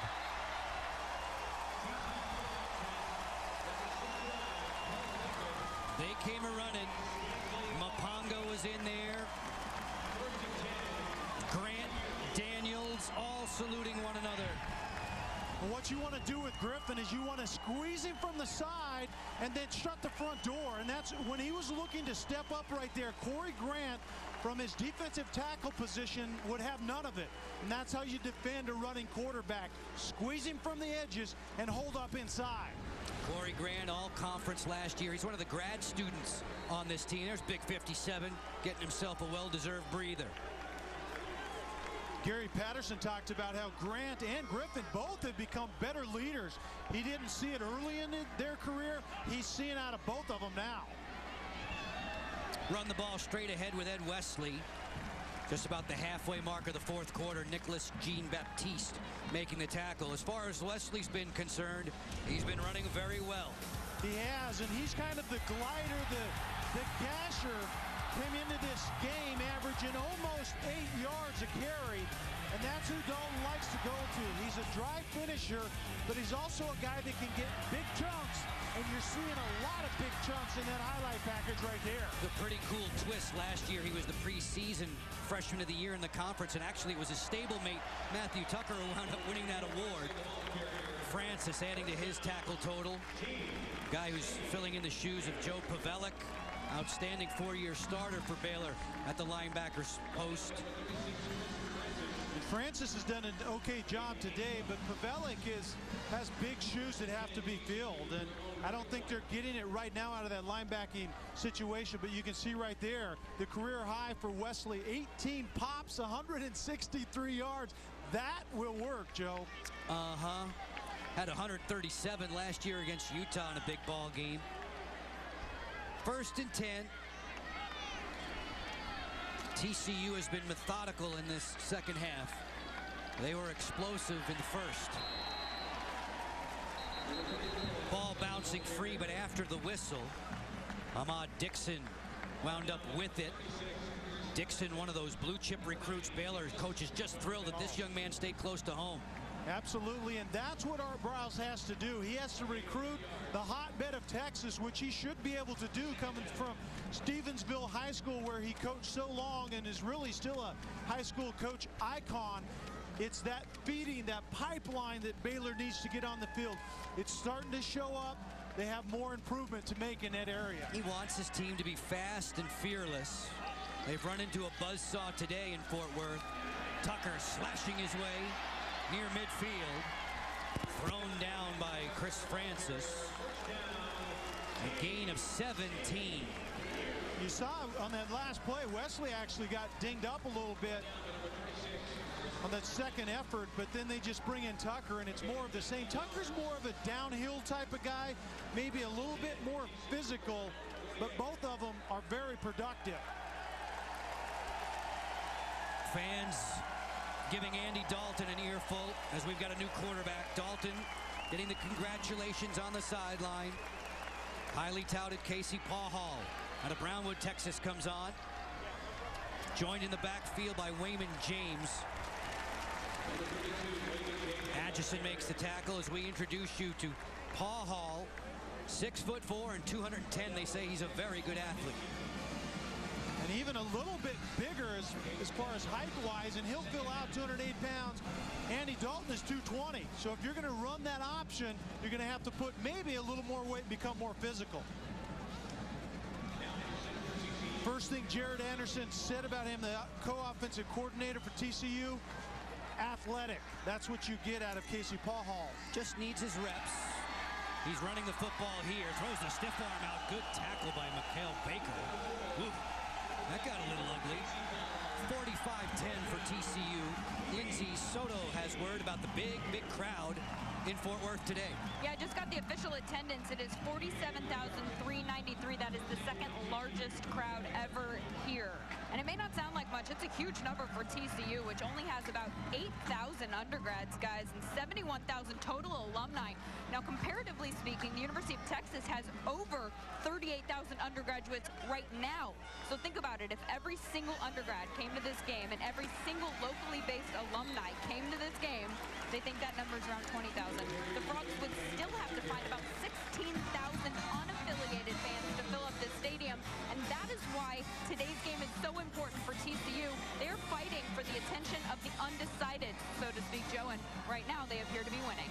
Lindsay, it's a lot of math to follow, but we get your drift, definitely. And this is a TCU team that's set records this year for most season ticket sales. And we've touched a bit upon all the renovations that are due in the near future. They'll start at the end of the home slate this year. 350 separating TCU from a 3-0 start. LaQuince McCall getting his first call of the day. Reserve linebacker in there for Baylor. And Gary Patterson has been laying the foundation and building the program to the point where what Lindsay talked about, not only are they going to reach capacity more often in this stadium, but it's going to be renovated, made bigger. And Patterson obviously has big plans for this program to be maintained and even go that next step up. TCU hits the road for its next one this coming Friday night. It's the battle for the Iron Skillet at SMU. The Frogs have won 3 straight, 9 of the last 10 against SMU. 45-10 for TCU, and the author Andy Dalton at quarterback. Wow is right. 21 of 23. 91.3%. That dog will hunt right there. And Andy Dalton is the prototypical offensive manager of this offense. He does such a good job. The experience, more than any other position on the field, pays off in droves at that quarterback position. And I say it tongue-in-cheek, just what he needs, another record. Yeah, no kidding. 91%. He'll load them all, Joe, before he's done. On 4th and short, Paul Hall brings him to the line of scrimmage. There's movement ahead of the snap. False start, offense, number 74, 5-yard penalty, 4th down. 2.5 minutes away from the Craftsman postgame show. We'll be turning things over back at College Football Central to Bill Patrick, Roland Williams, and Glenn Parker today. They've been keeping us company, checking in on all the highlights from around the country, and they'll be chock full of highlights in the postgame show, reactions to the Mountain West games that are going on today, and maybe even a look ahead to Navy and Air Force, that Armed Forces Service Academy clash that's to come. Maybe we can get another debate out of Big Glenn and Rowe back in the studio, and we can get Bill to kind of referee a little bit. How about that? I'm sure he'll weigh in. We saw Tim Jefferson, the quarterback for the Falcons, last week, and we know we're in for a good one with Ricky Dobbs as the Horned Frogs look to pull off some special teams heroics there, not in time. It's a touchback. 2 minutes, 5 seconds left in Fort Worth. TCU and the Purple People in control. Morning, I'm hungry, gonna go to Burger King. Burger King for breakfast? Yes, there's such a thing. It's breakfast, new breakfast, no reason to delay. Breakfast bowls and platters, hip hip, hooray! Yummy, yummy, yummy, tummy, tummy, tummy, yummy, tummy, yummy, yummy, tummy. With a bunch of great new items, have breakfast your way. The all-new BK breakfast menu. That's right, from Burger King. By a commercial truck? Call National Truck Attorneys for our 9-step action plan. Trucking accidents are different. Valuable evidence must be preserved before it's destroyed or lost. That's why you need a National Truck Attorney right after the accident. If you or a family member has been disfigured or injured by a commercial vehicle recently, start your free claim review today. The NTA action plan may secure valuable evidence before it's destroyed. Don't let your family be victimized twice. Call NTA now. Rapid response, tough representation, and there's no attorney fee if there's no recovery. If you or your family member was deformed, injured, or suffered death from a commercial truck, call NTA today. NTA will take on your claim against big trucking companies and their insurance adjusters, even higher and advanced payment for experts. Call NTA for your free no-obligation case review today. Hit by a commercial truck? Call NTA for free advice and our 9-step action plan. The call is free and the advice is free. Call toll-free today, 1-800-770-5440. Call now. I'm Bill Patrick. Coming up on the Craftsman postgame show, I'll be joined once again by Roland Williams and Glenn Parker. We'll break down this big win by TCU and how it will affect their position in the polls. Plus, we'll have highlights and updates from all the big games around the nation today, and there were plenty of them. Okay, Joe. Okay, Bill, that'll be appointment television, I am sure. Baylor's last win over a team ranked in the top 5. Kelly, it came back in 1985 when they went on the road to beat the USC Trojans. They are not going to upend TCU today, ranked 4th in the land and looking very much the part. The guys in the purple and black. New quarterback on for Baylor. It's Nick Florence, who did such a capable job, admirable job last year when Robert Griffin III went down injured. Yeah, very difficult situation in Game 3. Griffin goes down, and Florence really gets thrown into the mix as a freshman and did a nice job. He has a nice arm, a good feel for the running game, and absolutely did everything that Art Briles wanted from him last season. Just over 90 seconds left in this one.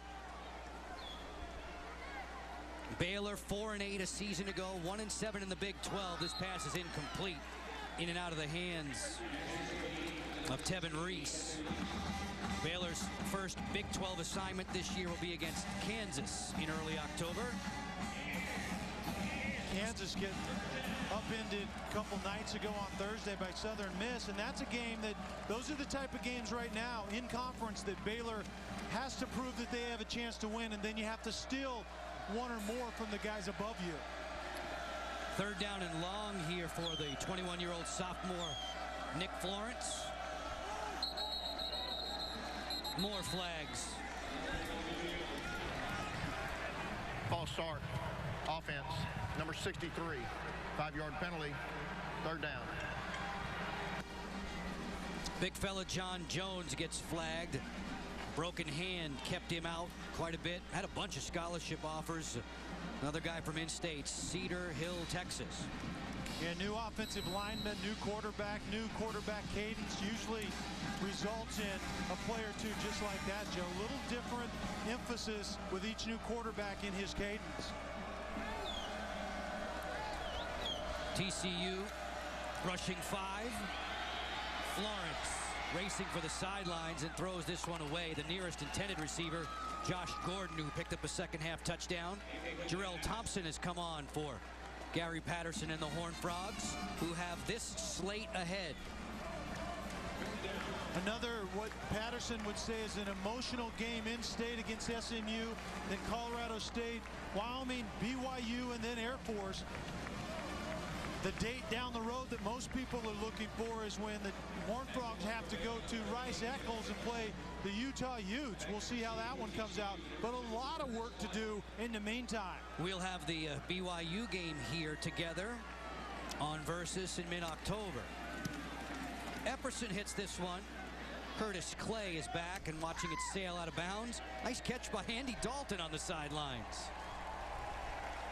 One more time, we remind you that college football continues on Versus. In the Mountain West, Navy and Air Force, that Service Academy clash on October 2nd at 2 Eastern. BYU and TCU to come on October 16th. That's 3:30 Eastern only on Versus. College football on Versus today, presented by Windows 7. Down the stretch we go, and Andy Dalton is in very good humor on the sideline. Man, does he have red hair. No trouble finding him in a crowd of people. Paul Hall takes a knee, and time will drift off the scoreboard. Kelly, your first look at TCU, and first impressions mean a lot. Where would you rank them? I would start with Andy Dalton right there and rank them very high. I think they're well deserving of where they're ranked currently. I think their resume coming into this game, but right now they have all the pieces in place. A veteran quarterback, multiple weapons offensively. We've seen Curley, and then a scheme led by that man right there, Gary Patterson. Defensively, right now, they have everything that they need to run the table. Big day of college football. Craftsman post-game show to go. Bill, Roland, and Glenn are warming up back in the studio as Coach Patterson makes his way across. Going to shake hands with Art Briles. This in-state rivalry goes TCU's way. It was the 106th all-time meeting. They came in dead even. TCU broke out on top early in the first half and would not be caught. This one goes in the books, 45-10.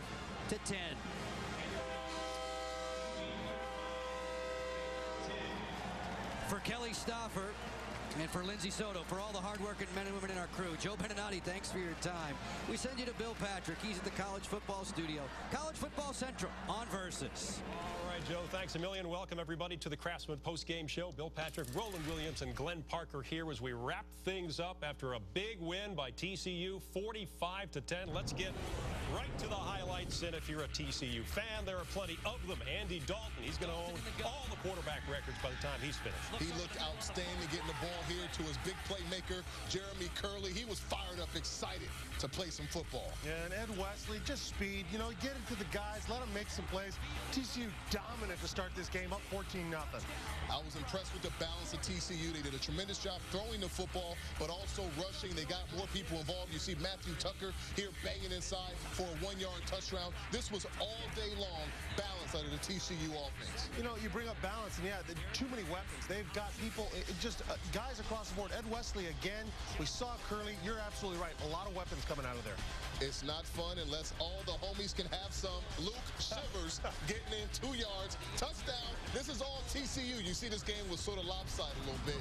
They're ranked fourth in the nation. What do you expect? That's right. They're playing not a very good Big 12 team, but Robert Griffin trying to get some things going.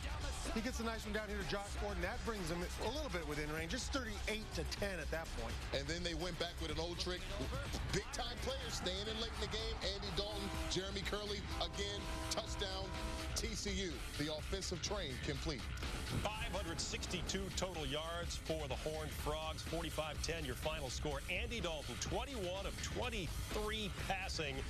That's a 91.3 completion percentage to you and me, Rusty, and that is a school record. Ed Wesley, 162 rushing yards, a pair of touchdowns. Jeremy Curley, 2 receiving touchdowns. So let's discuss this TCU team. And, Ro, I put it to you. Did you see anything? Now, granted, this was Baylor they were playing, but did you see anything that disturbed you about TCU today? Not a whole lot. I think that at the end of the game, I might have took Andy Dalton out a little bit before the game ended. But overall, I was impressed with the passing. But let me show you this guy, Mr. Jeremy Curley. He was phenomenal. Receiving, showing you on special teams he can make the big play.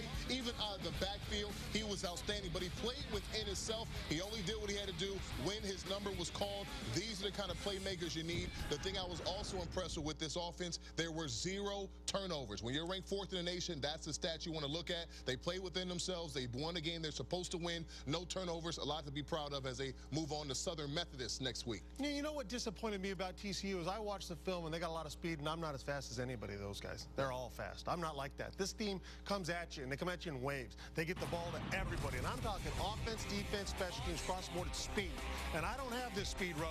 I mean, they got Curley deep. They got Ed Wesley running the ball. They got offensive linemen there keeping up with everybody. Nobody in this picture with Ed Wesley.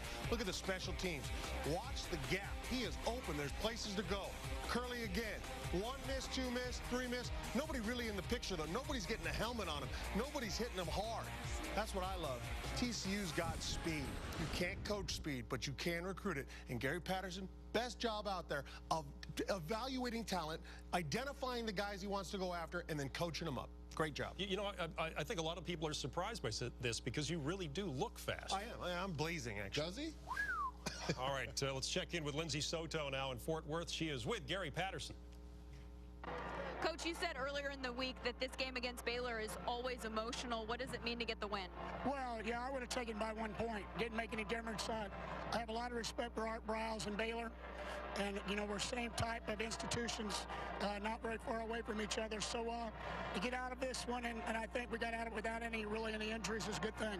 You are a guy that can tend to be a little bit picky in terms of picking apart a win, finding those areas that need improvement. Is there anything that you can even pick on after this one? Well, yeah, you know, number one, we didn't turn the ball over. We didn't get any takeaways, but I was very excited, you know, that we played as a team, less mistakes than we had last week, and you know, to play in front of a big crowd and play the way we do, because, you know, these first 5 weeks we want to get better, and I've been excited about that. Very balanced on offense, too. Your most balanced game of the season. Yeah, well, I'm glad we have a fifth-year quarterback. He gets in us good plays, and we held on to the ball, and we caught the ball. It was a very good job by our offense tonight.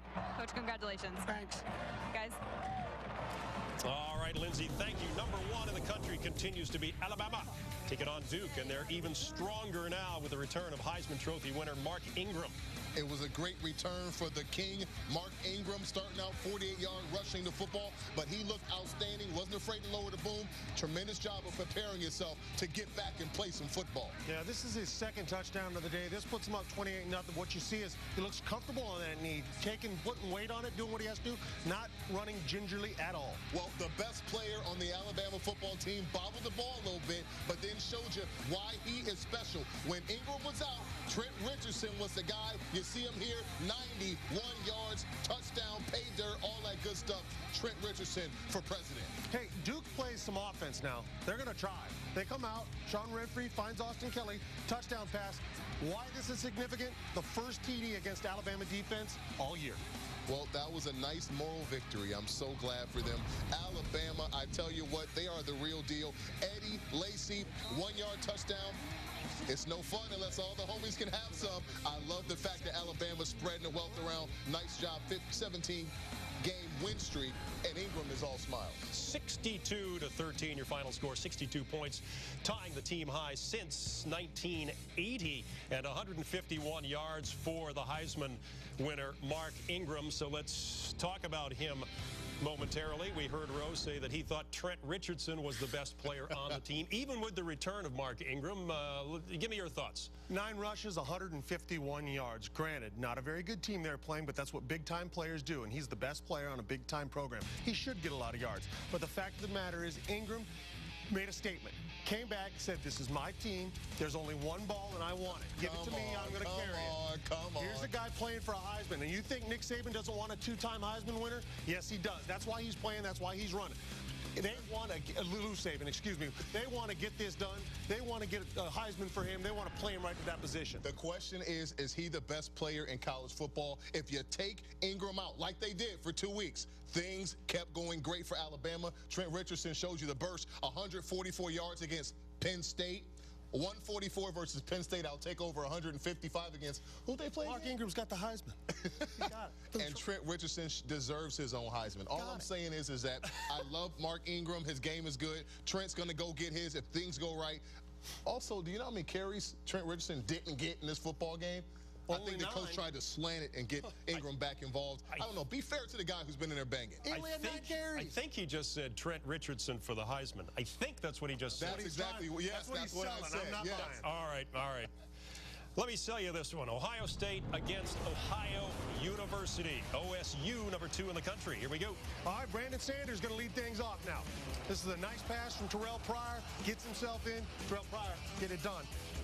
This was a Terrell Pryor showcase showdown. You see him right here. He shows you the throw. Now he shows you the pizza. The guy has burst. He scores. He's big. He's nimble. He's like a Buckeye deer kind of guy. Hey, we see a guy with feet is what we see. We saw him elude the rush. This time he eludes the rush, extends the play, finds Stoneberger for that touchdown. It's 27-0. You want to talk about a team that has depth? You see Daniel Heron, a 3-yard touchdown. Ohio State making a statement as well. The top teams in the nation make statements against teams like this. This one going pretty much as expected, 43-7, your final score. 5 turnovers did in the Bobcats as Terrell Pryor sets a school record with 16 consecutive completions in this game. OSU moves to 3-0. Still to come on the Craftsman postgame show, could the Sooners extend their home winning streak to 33 straight? Or would Air Force pull off the upset? Highlights and analysis after this. Watching the Craftsman postgame show on Versus. Brought to you by Craftsman. Trust in your hands.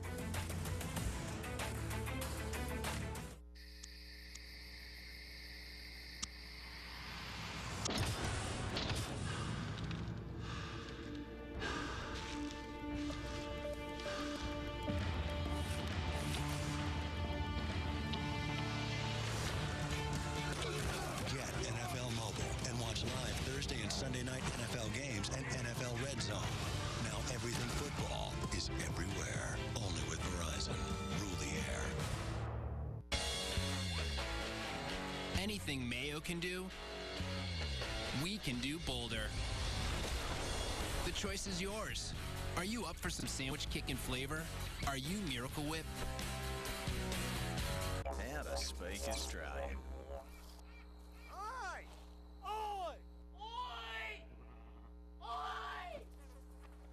Social networking.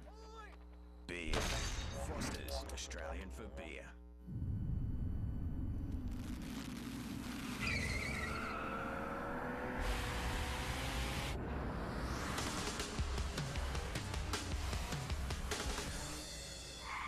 .306 horsepower, race-inspired paddle shifters, and F-Sport tuned suspension. All available on the new 2011 Lexus IS. It isn't real performance unless it's wielded with precision. I'm a Wrangler guy. Always have been, always will be.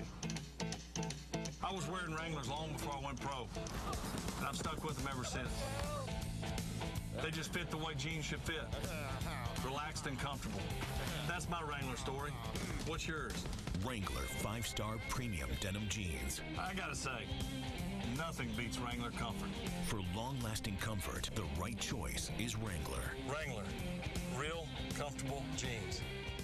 Have you ever had an idea for an invention or new product? Bill Schaefer, one of the inventors of Whammo's new Splash Wash, did. He came up with the idea while watching his children play one hot summer afternoon. Bill invented a car wash for kids. Ride through it, run through it. InventHelp submitted the splash wash to Whammo, the makers of childhood favorites like the Frisbee, hula hoop, and slip and slide. If you have an invention you would like to try to patent and submit to corporations and want free information that explains how InventHelp may be able to assist you, call now. InventHelp is America's largest invention company with sales offices in over 50 cities nationwide. Call InventHelp today for free information. Bill Schaefer made a financial gain on the splash wash. However, most inventions are not successful, and Bill's experience is not typical of what inventors can expect. For your free inventor's information, call 1-800-782-5577. That's 1-800-782-5577. TCU pounding Baylor in a battle of Texas teams, 45-10, the final score in Fort Worth. You saw it here on Versus. Let's check in with Lindsay Soto, now standing by with a man who is on a lot of people's Heisman lists, Andy Dalton. Andy Dalton with a 91 completion percentage in this one. A ridiculously efficient night for you. Completed your first 11 passes. What was it like for you out there? What was clicking? Well, we executed really well. Everybody was doing their part. The offensive line did a great job. Receivers caught the ball. The running backs were doing unbelievable. So, it was a great day for us. The balance helped you out? It definitely did. That's something that we've been able to do here. We've been able to run the ball really well, and that opens up the passing game. Talk about Curley and the electrifying plays that he made. He's had a good couple of first games, but quietly today, maybe the Curley that we were waiting to see. Right, I was hoping he would score on that punt return, but it wasn't able to happen. But he did a great job for us today. He came out and made big plays, and that's what we expect of him. A lot of talk about Robert Griffin III coming into this game. Your defense did a pretty good job on him. How impressed were you with their play? They did an unbelievable job. They came out, they executed really well. They, did what they were supposed to do, and we held them to, 10 points? Pretty good. Not bad. Andy, congratulations. Thank you. Guys. Lindsay, thank you. Keeping it in the Mountain West for BYU and Florida State. Here we go, guys. I tell you what, Florida State is spectacular, especially when guys get to the open field. Chris Thompson, 83 yards, touchdown. It looks like he got shot out of a cannon or something. BYU trying to make things close. Now, Jake Heaps is part of that two-headed monster quarterback. He's the freshman. He wants to win this job. He finds Cody Hoffman, gets the 4-yard touchdown pass. They make it 13-10 here. They're trying to close that gap. But Florida State, they've evolved a lot in the passing game. Christian Ponder, complete to Willie Halston, right there looking, going up, getting a leap and grab, 34 yards. Those are the kind of plays that Florida State needs to turn the corner. And only 2 plays later, Ponder thinks about it, sneaks it in, gets the touchdown. See what I did there? Ponder thinks about it. That's good stuff. Well, it's why you are who you are. Who are you? 34-10 the final score. Florida State, 427 total yards, 278 on the ground. And one of the keys, they held BYU to just 39 total yards in the second half. We move along. Air Force at number 7, Oklahoma. A tall order, to say the least. The Cadets, they come to play. Oklahoma, tons of talent. DeMarco Murray, 3 yards, touchdown, sets the stage, 7-0 for the big fellas. But Air Force, that team has discipline, focus, and precision, especially in the running game. Tim Jefferson, 38 yards. He makes it look so easy. Nice chop block there. Oh, man, I love it when the guys block. Touchdown, Air Force. Hey, it's tied, Norman, to that point, but DeMarco Murray coming right back, 5-yard touchdown. It's 17-10. Ultimately, DeMarco Murray did so much in this football game. Spectacular from Landry Jones. You got to be impressed with what I saw offensively from Oklahoma. And don't count out the Cadets. Discipline and desire. Haldeman right there, 15-yard TD run, 27-24. They still got a chance. They might be able to do it. No, they don't. They lose this one 27-24. And that is now 33 games in a row at home and counting for Oklahoma. But they were, in terms of total yards, they were outgained by Air Force, 458 to 367. But for DeMarco Murray, he's now 3rd on the all-time Oklahoma total touchdowns list. Speaking of Air Force, 2 weeks from today, it's the annual duel between Navy and Air Force. Can the Falcons finally end their losing streak against the midshipmen? Find out on October 2nd, as both service academies will be looking to get a leg up on winning the coveted Commander-in-Chief's trophy. October 2nd, right here on Versus. TCU handing a 45-10 beating to Baylor. And Wesley, a big game. The Craftsman postgame show continues after this. Other hammers can only dream of going. The Craftsman Hammerhead goes every day. Driving home nails quickly and easily in the tightest spaces. More innovation, more great values. Craftsman, trust in your hands. To be a part of the Mountain West Conference on and off the field, you have to earn it. With dedication to your team, passion for the game, and respect for each other. You don't have to be a player to be a part of a team. Support the spirit of competition. Sportsmanship, another reason why the Mountain West is above the rest.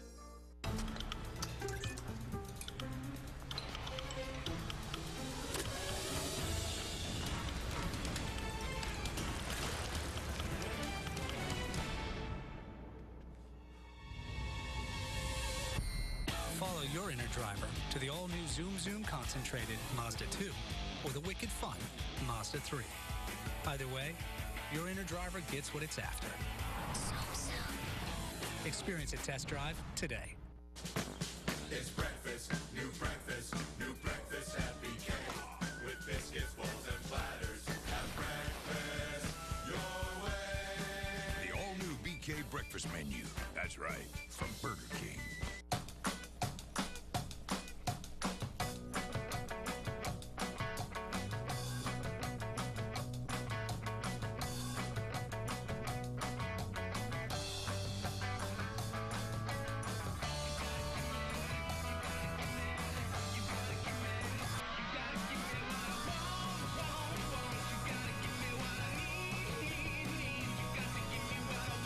Geico, saving people money on more than just car insurance. We know you want battles. We know you want border wars, a civil war, and a duel in the desert. You want the beehive boot, the bronze boot, and the spirit of Troy. You want cougars on horned frogs and cowboys on Aztecs. We know you want trophies made of axes and bells of victory. We know because we know college football. Catch Navy at Air Force, presented by Windows 7, the Mountain West, and the Pac-10 on Versus. All right, back to the highlights. We take you to Morgantown for West Virginia and Maryland. These people, dressed as they are, enjoying this football game. West Virginia quarterback Geno Smith start things out early. Finds Taven Austin here. 6-yard pass, 7-0. West Virginia fans like it. Geno Smith was crisp all this football game. You see him here, 26-yard pass to Stedman Bailey. So nice, let's see it twice. Put it right on the spot for his receiver to make a big play. Geno Smith played lights out. Maryland down, trying to get something going in the second half. Jamar Robinson, quarterback, looking for Torrey Smith, standing strong, right down. That's an 80-yarder, by the way. 80 yards. They puts them within 14. It's 28-14 at this point. I love it when the hair flaps out when a guy's going in the end zone. It's an awesome sight to see. Hair bobble. Jealous? No, not so much. I am. You would be, yes. All right, 31-17, your final score. Geno Smith, 268, 4 touchdowns. And this is no way to go through life, son. Minus 10 rushing yards for Maryland. That will not get the job done, I am afraid. Let's move along. We've got little old UMass putting a big scare into number 20, Michigan. Hey, don't tell UMass they can't compete against Michigan. Jonathan Hernandez, 9-yard touchdown run. Great blocking, wide open. They lead at 17-7. Congratulations. However, they have a guy named Denard Robinson that gives the ball to Derek Stoneham. 66 yards, touchdown. Michigan is not going to let any letdowns happen this season. Now, that score happened with about a minute. Now, here's John Griffin. 45 seconds to go in that half. He puts it on. Now Michigan's going to get a chance to score 2 touchdowns quick right before the end of the half. Did I mention that guy, Denard Robinson and Daryl Stunham? 9-yard touchdown pass. Big-time players make you pay when you turn the ball over. Well, Denard Robinson's certainly one of those guys. Here he is with an 8-yard TD run. This puts him up 35-17. Well, I don't know.